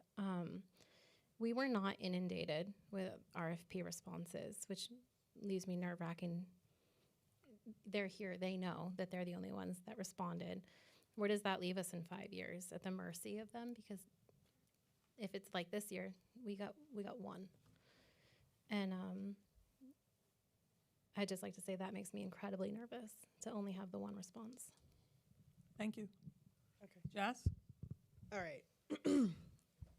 Given the short time, I mean, I say short, it's been a month or so, looking at this, I took a lot of time to review patterns and what other school districts have done. And I'm also lucky enough to have a community of school board members across the state. So I was able to kind of network with them and ask, how's it going? And I'll be clear, it's about a 50-50 shot with first student. 50% of them, Hillsborough Dairy included, was one of these folks I spoke with, were like, they're okay, like, they're fine. Or in the case of Dover, they told me we love them. It's the other 50% that makes me really nervous because some of the stories that were coming out of my peers in other school districts were things like the rates increased quite high than what they were expecting. And they also expressed some concerns, much like Spencer and Amanda are right now, is because it's almost a monopoly in that fashion. The other one that I actually has me even more concerned was I read there was a couple of news articles that I found about first student in New Hampshire that just left some districts high and dry and just were like, nope, we can't. Sorry, which is very similar, honestly, to what happens to us regularly. I understand that. But the difference is we have a fallback, and some of these, although I was, reassured that they try to keep a number of drivers on hand, sure, but that's not what I'm hearing from other school board districts or school board members. And so there's that piece, which is making sure our drivers are, taken care of, but also the other half of what we should be doing, which is being judicious with taxpayer dollars. That I get and I understand. This is a fire hose of information that came down really fast. I am not comfortable moving forward with this at all, especially given some of the other concerns that the drivers had raised and some of the, personal stories. And I'll loop back around that in a second. But I think it would make more sense for us to take the good initiative that's been shown and perhaps instead do a traffic feasibility study coupled with a safe routes to school study to analyze inefficiencies and also potential cost savings other than hearing from a company what they could save us, more of what would be more of a third party, right? Saying that it might be better if you do decide to move forward with a contracted service. So I think that would be the route I would much rather take, is kind of pull back for a little bit and do something like that to proof of concept that money will be saved over time instead of just, yes, now, but who knows later. The other piece I want to circle back around on is coming from somebody who switched from public service, because I used to work for the state, to a private company. Yes, the pay is better, but the benefits aren't always. And I will set aside the healthcare because that's a different question. But when you're saying things like they'll make $31 an hour, which is great on paper, and that is more money in your pocket, the retirement portion really makes me nervous. Honestly, because that can often bite people without intention. So what I'm hearing, and I guess what I'm trying to express, is what I said before. I think we should pull the brakes, no pun intended on that one, and try and look at studies first to see if we can make routes more efficient. Because again, I can't trust that our drivers will be fully taken care of. And I also can't trust that these companies won't leave Pennacook kids hanging again. That's the horror stories I'm hearing from other school boards. And so that's all I really have to say about it for now, but yeah. Thank you. Amanda? No, you already asked. Sorry, you were first, then Jess. Laura? Well, I'm not comfortable with the idea of selling the buses to somebody. I'm not real comfortable with the idea of not having our own drivers. I would be comfortable doing something like trying contracting out a couple of special ed out-of-district routes and seeing how that goes as a starting point onto working with for students.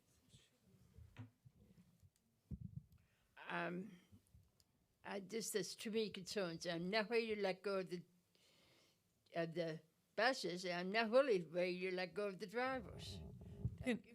I have a question before I call on you, David, okay? Kathleen, can you tell me how many of the bus drivers are in the retirement system? Drivers are total employees. Transportation employees. Okay. I think I'm going to pull up your spreadsheet here. There we go. Oh. There are 6 total. 6. There are 4 listed as drivers and 2 listed as bus monitors, but we have more than that 'cause I think one of our mechanics is also in the retirement system. Uh-huh. So as far as drivers and monitors, there are 6. Thank you. David?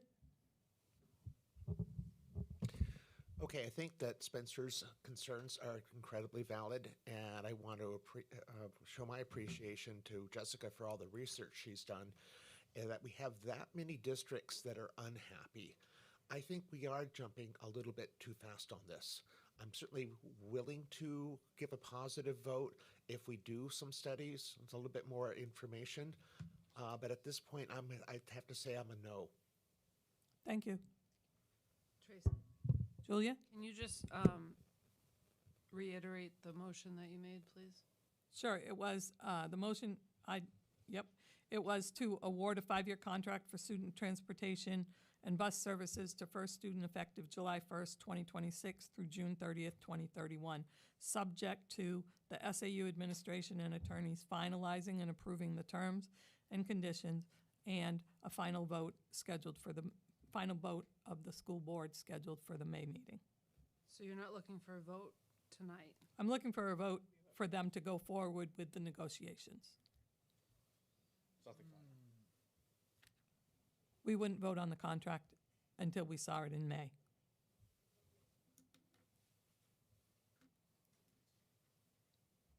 Stacy?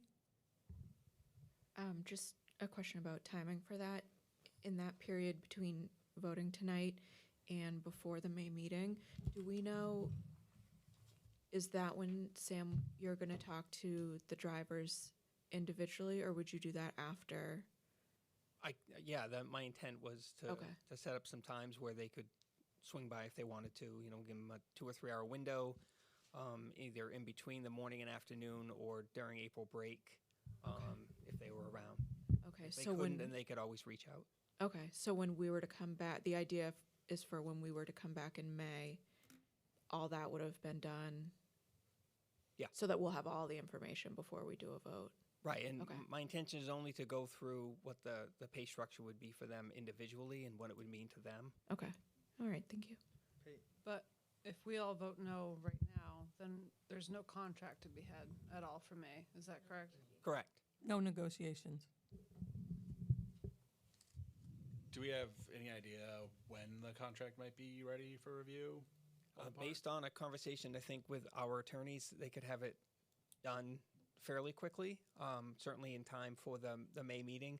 It's really the language that they would have to work out. The actual back and forth between the SAU and First Student would probably be between Ryan and I, or Ryan, Ben, and I.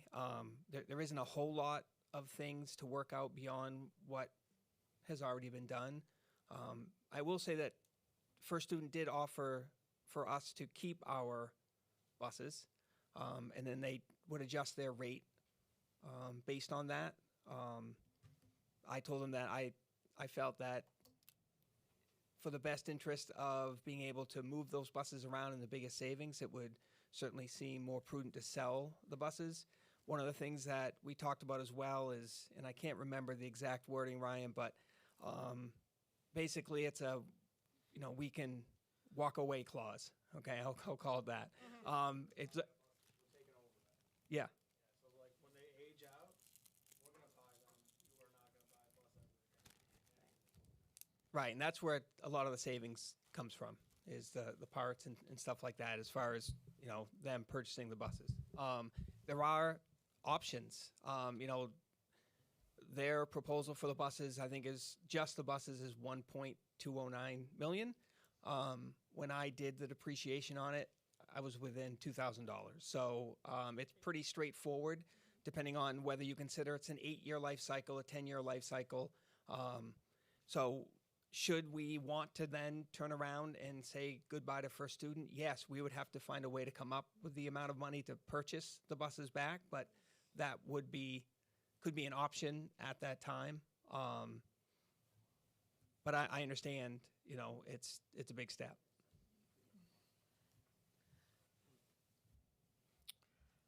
Julia, then Amanda? Yeah, that's it. You can let Amanda go first. It's fine. Okay. Whatever. Can I direct the question to first student? Are they still involved in the conversation? There's been, within the last 14 months,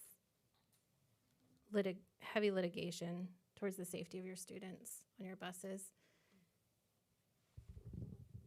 What has changed in your policies since that litigation to protect the students? I'm speaking specifically on February 2025.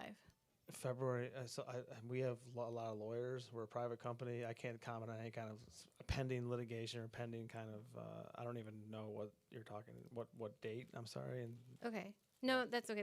This is, again, just a personal question. Yeah. So I just think a litigation of that size, if it doesn't like ring a bell to the top of your head. I what find that size, I'm concerning. sorry, what is specifically are you asking? If you've implemented any new safety policies since February 2025. February 2025. I'm sure we implement the policies of the district. The district dictates the policies that we go by with our own standards, which are very high. Amanda, does Do you it say have- where, like? Yeah, I don't Because it's a want to. national company, so. No, it's New Hampshire. Okay. That I'm Does it say what? Mhm. Yeah, I just, it's more of a personal question. I think as Yeah. a parent,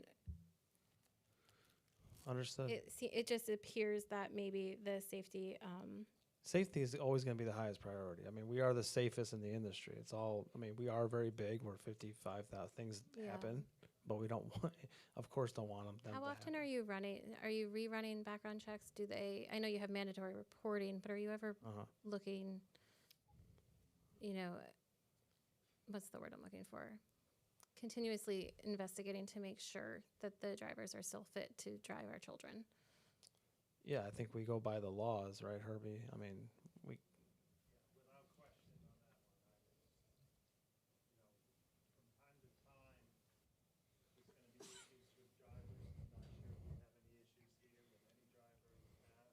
or just employees in general. I mean, people are people. So I'm not sure exactly what you're talking about, but yeah, there's things that happen, accidents, different things that go on that we may get sued for. I don't know specifically what you're talking about. There was 12 plaintiffs in what I'm talking about. There was 12 plaintiffs in what I'm talking about. I don't want to read the names of it. That's a significant amount. So I'm just a little surprised, honestly, that you don't know what I'm talking about. But I'm going to leave it at that. Thank you. To answer an earlier question about the years of service with first student, so there are there's less than a handful that it looks like they have new contracts, but besides that, there's 30 years, 13 years, 24, 25, 28. I sent the list to Tracy, the PDF that Ryan sent me. So there's a lot of 20 plus years. I think I counted like 37, 25 years or more customers in New Hampshire. Sounds right. Tracy, can I make a motion to have a roll call vote for your motion? Sure. Thank you.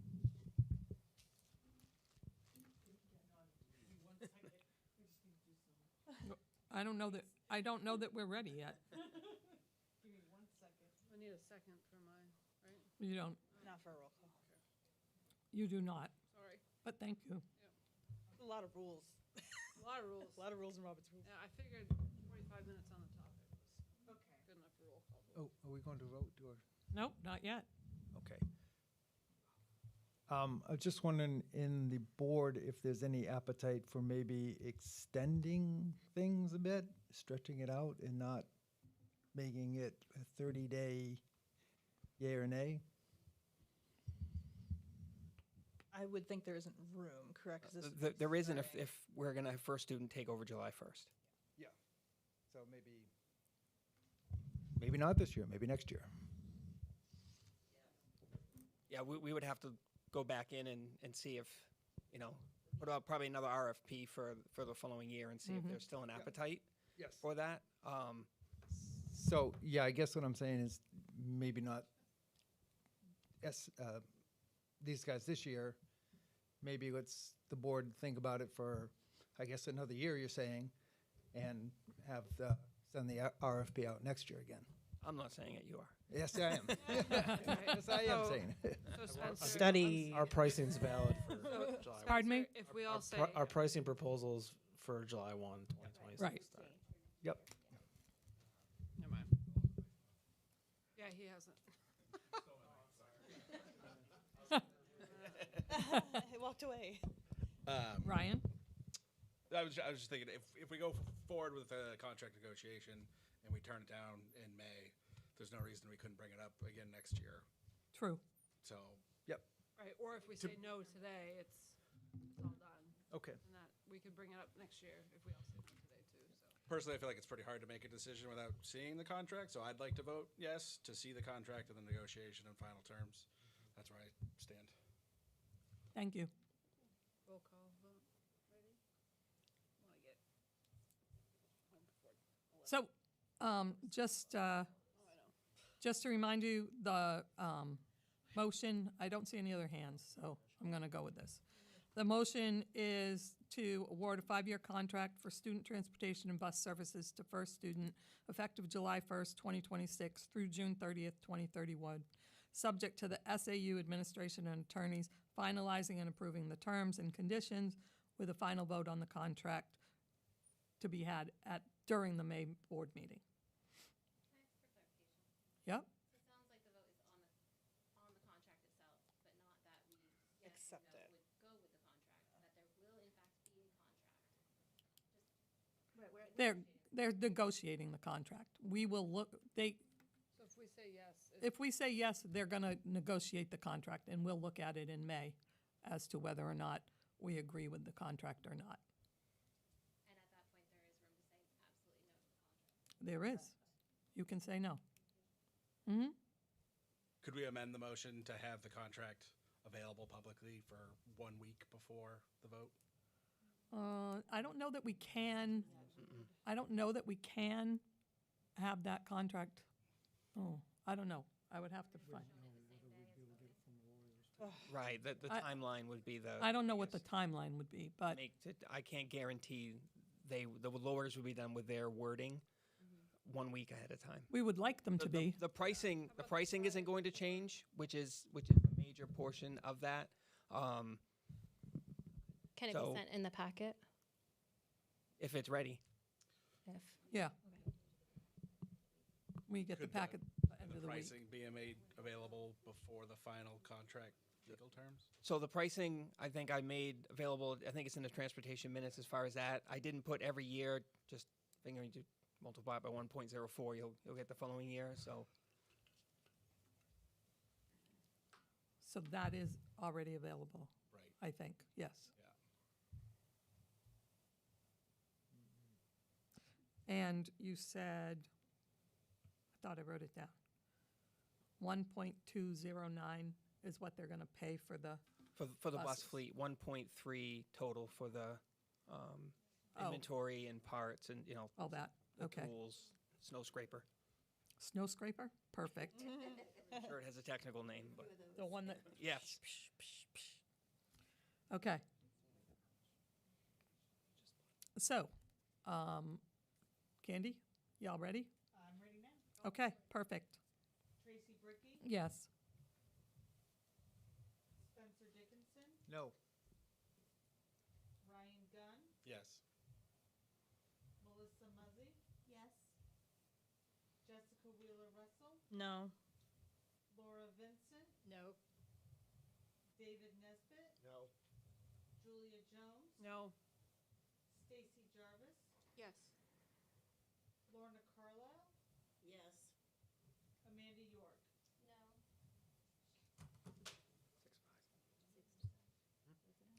6-5, so we won't go forward with it. Okay.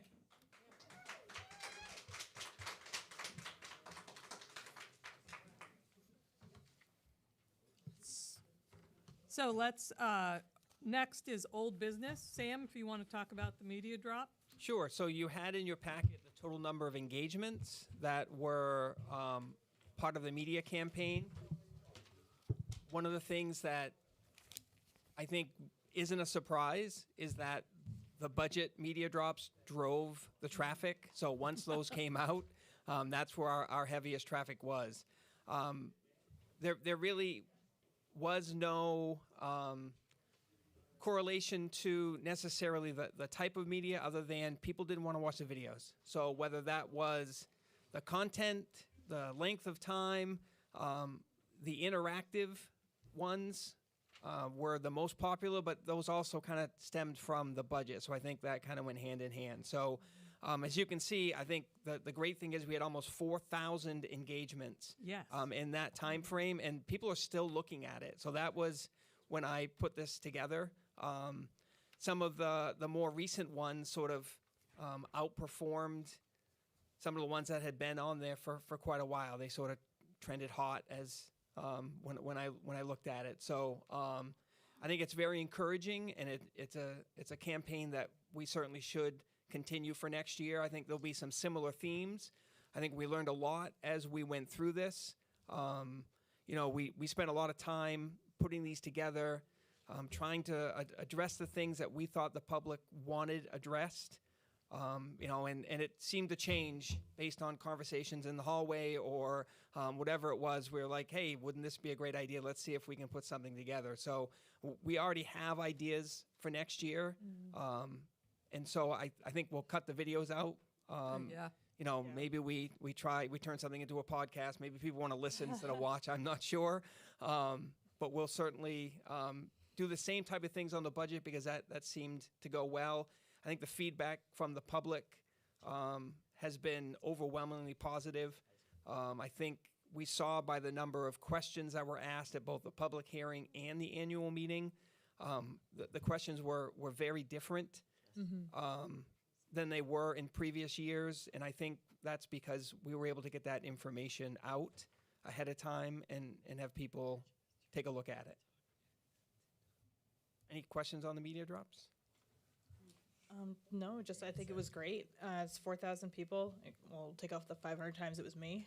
But it was 4,000 people. That's huge engagement. And even if the videos didn't pan out, I think it was, we learned something, and this is great. And I hope to continue this along with the in-person meetings next time. It was a good change, I think. So thank you for doing all that work. I wonder if when people saw a video, they thought, this is going to be long, I don't want to listen to it. Well, I think if they opened it, they'd see it was a minute and a half, 2 minutes. But yeah, you know, So that may have scared people away. Could be. Just the word video. Sam, I think you got to TikTok it. Yeah, sorry, Well, I don't have any of that. We have Fred narrating one of the videos, and I'm surprised that didn't grab a lot more traction. But we'll see, maybe Fred can put together a little TikTok dance for us for next year's CIP. They heard his voice and they were 30 minutes. What school was it 7 years ago? Okay. Love you, Fred. Is he still here? No, I just He wanted to left? say it for clarification. Darn it. We would have said it if he was here. It's okay. Next, new business, authorization to hire. So I need a motion to allow the superintendent on deck to hire and have contracts signed between board meetings so that candidates are not lost. Just clarification, starting in June or May? May. Starting right now. Okay. Starting right now, starting tonight. What's the date? Because we, April? Okay. yes, it does not include administrators. Mhm. It didn't last year. No. Or will it? Sorry. No, it hasn't before, but we do find ourselves in a unique situation right now where we are facing a pretty urgent need in a very small candidate pool. So I would ask that it be extended to administration and also potentially to the appointment of an interim candidate or a hiring, depending on what is best for the school. Could we do it for just the one position, or would that be too complicated? I think we have two positions. We have two. We have two. That's news to me. Yes, because we are not prepared to bring one Right. tonight. Yeah, so there are at this time two, but that doesn't mean there won't be more. So, Do our new board members need clarification on what this means? Yes. Yes? Okay. so that just means that normally what happens is Kathleen will bring the nominations to us. Yep. And we say yay or nay. In my years here, we've never said nay. But what happens is, as we get closer and closer to the end of the year, the pool gets smaller and smaller to choose from.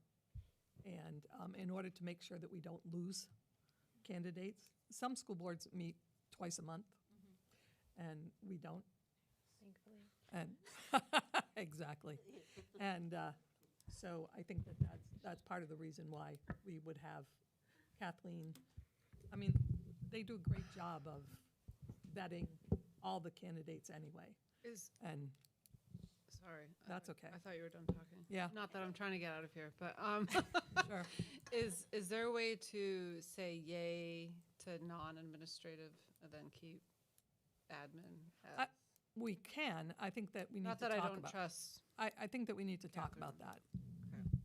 But I would. It would be my thought that we allow the superintendent on deck to hire whoever needs to be hired before our next meeting. If it just, right now in education, let's face it, people are not coming into education in droves. And I worry that if we wait till May the 4th, be with you,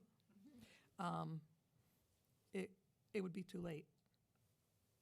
So we have two administrator openings right now. We could have more, who knows? I mean, because the thing that happens is people are applying elsewhere. Somebody might get a job elsewhere, and then we would have 3 administrator jobs open. Now is like the time, the year. Yeah. Just authorized it for the two, and then others did happen. We could always have an emergency meeting. Well, that's what I'm thinking. I'm thinking that, like, even in 2 weeks, you were to say, hey, we need a quorum of whatever to hire. Like, I feel like. I mean, I just think that's opening the door a bit wide. But do we not trust Catherine? I mean, did we hire Catherine because we thought she could do a good job or not? I'm I gonna. don't think this is a trust thing. Yeah, I'm gonna loop us back in. We need to have a Thank motion you. on the floor to discuss. So I'm gonna make the motion. We do have a motion. Did somebody already? Yeah. Oh. No, we didn't.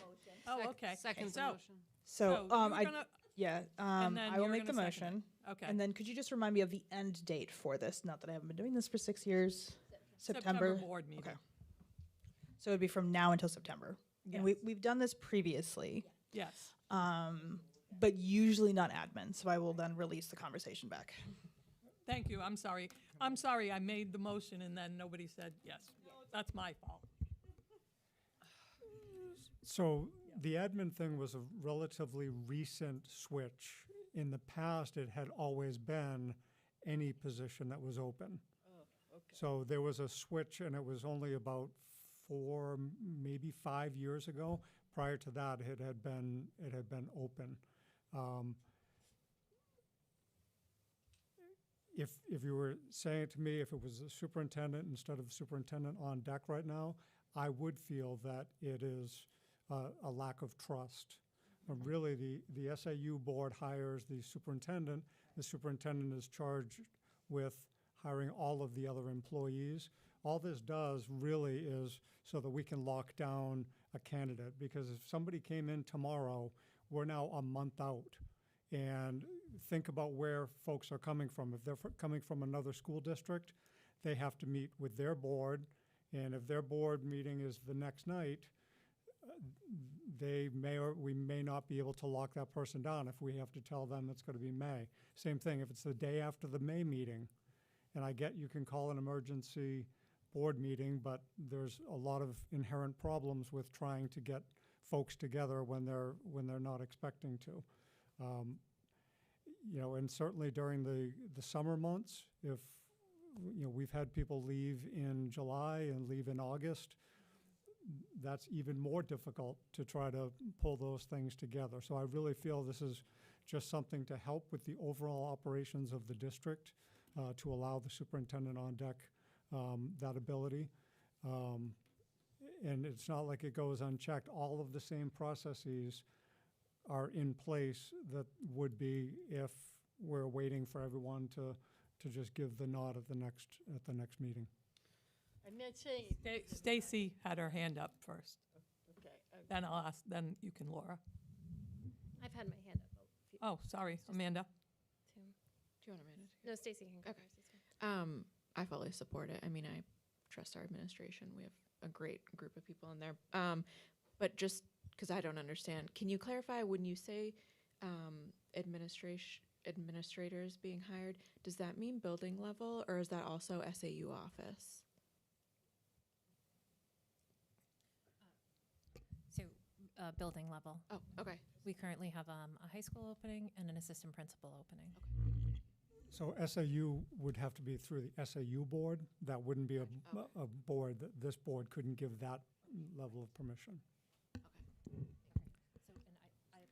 I apologize, I misspoke. We are going to address the AP in non-public. Okay. All right. Thank you. Still learning. Yeah, no problem. Okay, let me say this. Laura? If you're going to get to how more than the two administrators we talked about, can we at least get an email that you're looking for somebody? You know, like if it's between board meetings, so we know What's open? Okay, say a third administrator, you need to hire a third administrator, and you don't want to wait till the meeting, okay? But will you at least send us an email that you're trying to fill that position? Sure. Okay. Amanda? It's not from lack of trust, I'm talking. I'm looking for clarification on the open position. I'm in support of this as well. The high school principal vacancy, I just want to be clear that that's the vacancy that was just filled last year. Mm-hmm. Okay. And what was the candidate pool for that position at that time? Okay, thank you. Yep. Any more discussion on the motion that Jess made? Thank you, Jessica. I had to leave the room for a minute. Yeah, sure, whatever. Yeah. The motion was to allow Catherine to hire and have contracts signed between board meetings from now until September, as we did last year. Okay. Thank you. Yep.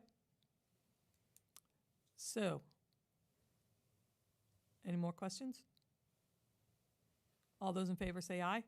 Aye. Any opposed? Any abstaining? Okay, then, that's good. The board meeting dates, the new board meeting dates for the 26-27 year. There's the first one, remember, we don't meet as a board in July. We do have the the New Hampshire School Board Association training like we did last year. Those people who attended last year, I know David was there, Jess was there, Melissa, Lorna. Will it was be any different? I mean, I'm just. It'll be different. Oh, okay. It'll be different. Continue doing that. Like We're going to continue it like we did last year. It was very good and very useful, so I hope that as many of you who can be there are there. I know that it's July, and that is a difficult time to do things. And then the other ones, the first Monday, unless that first Monday is a holiday like September. Remember the SAU board meetings. December 1st, SAU board meeting will be in Andover. And the SAU board meeting, May 5th, will be here. That reminds me, though, the SAU board meeting this year is also on May 5th. That's weird. It's in Andover. It's in Andover. But it's in Andover this year. We're doing it right after their meeting, that's why. Right. Yeah, no, but what I'm saying is just May 5th and May 5th. It just was weird that they were both. So next month, we meet on May 4th for the new board members. We meet on May 4th here, and then May 5th, we meet in Andover. And we meet at 6. At the elementary schools, yes. It's so cute. Yep. Yes, it is. Then you go to Pizza Joe. And we'll have, will we have senior projects? We'll have some senior project presentations. They're so good. That reminds me, sorry, a little bit off topic, but it just reminded me of what Nick said. April, good job, Nick. April 23rd is senior project night. If you guys can come to it, it's amazing, just amazing. Tracy, do you need a motion to accept the 26, 27 dates? Yes, please. So moved. Julia moves the dates. Stacy will second it. Sorry, Lorna, I didn't catch you soon. Oh, darn. I'll get you for the next one, okay? It's only All right. March 4th. All those in favor of the board meetings for next year, say aye. Aye. Any opposed? Any abstaining? Excellent, good. Manifests and journal entries, Melissa and I signed them digitally. Any questions? I already asked mine. Okay. So, I take a motion. Lorna, motion made by Lorna to accept the manifest and journal entries, seconded by David. All those in favor say aye. Aye. Any opposed?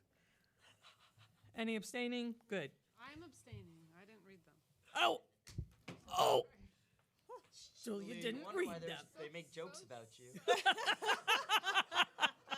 There's always gonna be one, you know? Okay. I do it. Assistant Superintendent report. Catherine?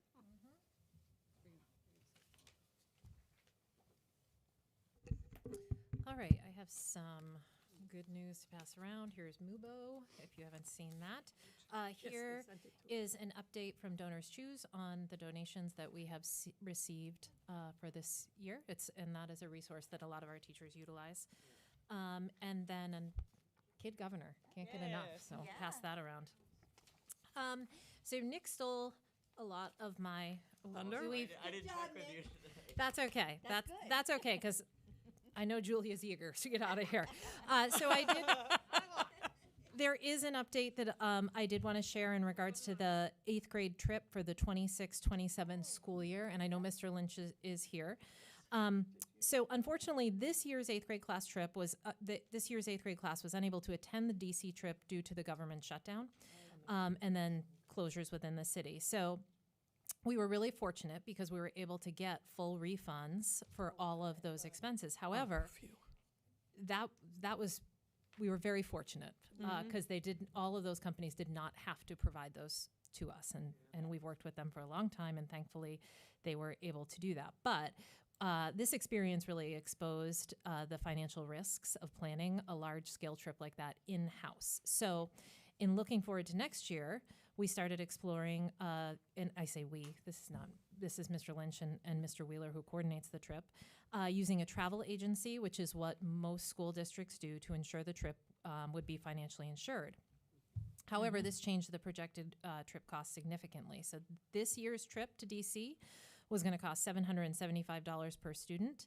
When we work with a travel agency, we were quoted at $1,400 to $1,700 per student. And this cost is it's simply too high, and it would limit the opportunity for our students to participate together, which is part of the purpose of this trip. So instead, what MVMS is planning to do is a new culminating trip to Camp Cody, which is located locally in Freedom, New Hampshire, and we're going to move it to May rather than in the fall, so the 25th to the 28th of 2027. So it's going to offer outdoor summer camp experience focused on team building, bonding, and celebrating the end of middle school. It will be 3 nights and 4 days. Students will stay in bunkhouses with all meals prepared and served on site. A full schedule of outdoor activities led by professional camp counselors, and the 8th grade staff will also be in attendance as chaperones. And by moving it closer to home, it reduces the travel time and many of the logistical challenges. So we're able, in doing this, we can reduce the financial burden on families. The anticipated cost is between $450 and $500 per student. So Mr. Lynch has communicated this with families and provided a survey to gauge interest. Over 60% of the respondents so far are, in fact, interested in doing that. So that's the direction that we're looking to move in with that trip. Those of you who've been on the board for several years, you know that the trip has, in recent years, had to be canceled or rescheduled on several occasions. I got to go to Smitty's. I have a question. Sure. Catherine, are you saying that so the 8th graders didn't get to go to DC this year? Are you saying that trip is being offered next, so they don't have a trip at all? No, this year's 8th graders don't have a trip. They'll have, they have events, end of year things that are being planned, but no, they don't have a culminating trip like this. Have we entertained the idea of sending them with the Andover kids? They do like a whitewater rafting. No, we have not entertained that idea. I don't know that the trip that the Andover students go on would be available to our students, just because there's so many more students. Andover has a very small.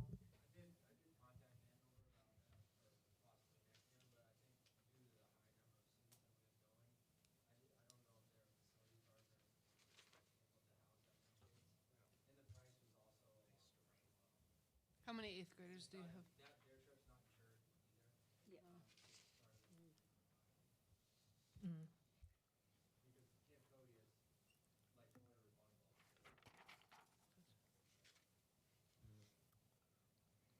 Would Camp Cody be something that our current 8th graders might be interested in doing? Like, I just feel like we have a group of kids that are not having this experience, and is there a way for us to figure out how to They're get them not the only kids that aren't I having know. this experience, because in recent years the DC situation has come up And a Nick couple said he got to go to times. Smitty's. Yeah, we went to Smitty's twice. We watched Top Gun Maverick and National Treasurer. And then we went to Rye Beach. I'm assuming that like there needs to be booked out, and I figured out, but I just didn't know if it was something that was looked at. So I can tell you, last year at the high school, we tried to organize our own trip for the kids who had missed out on their 8th grade trip, and there wasn't enough interest. Okay. Yeah. Thank you. It's hard when you get to high school. Yes. You get jobs. It just doesn't work. That makes sense. Any other questions for Catherine? Or Brian. Or Brian? Thank you. Thank you, Brian. You skipped your report, Tracy. My report? The only thing that I have coming up is that, remember when the kid governor was inaugurated?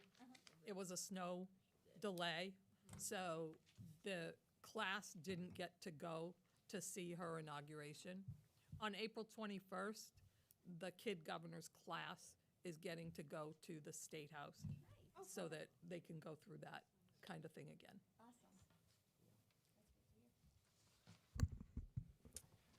All right, because I don't have many of these left, I have about 43 minutes, I think, in one of my closing addresses.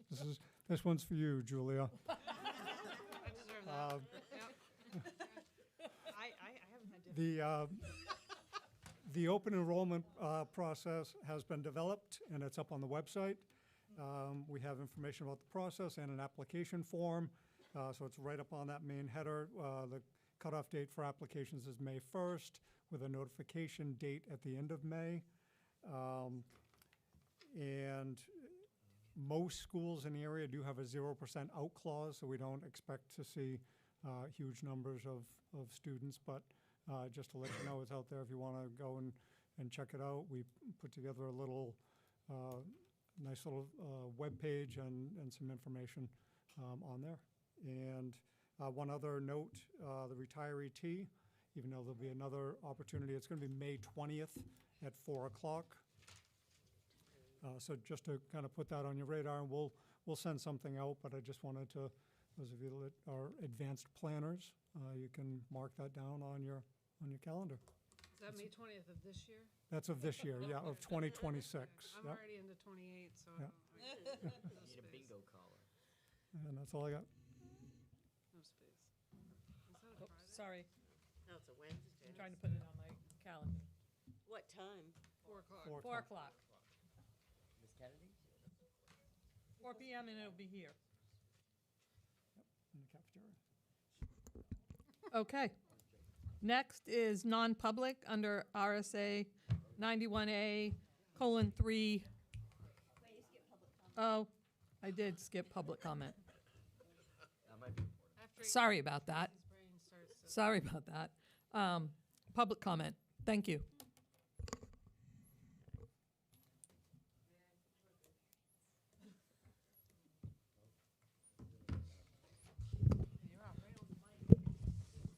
Nice job, Nick.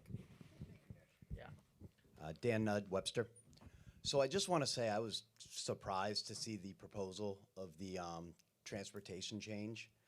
And I think some of the board members, maybe I'm wrong, looked just as surprised as I was that it came about so quick. I don't know if I'm for or against it, but I think as a taxpayer, if we're going to do an RFP next year, let's talk about it at the annual meeting. Let the taxpayers, the bus drivers, most have left, I think, have a say. That's all. So, thank you. Dan. Thank you. Anybody else?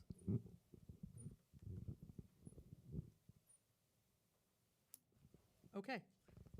Now we're going to go to non-public. And can we have a break before? Under RSA 91A:3, 2BC. I know. Tracy, are you just making those numbers? Yep. I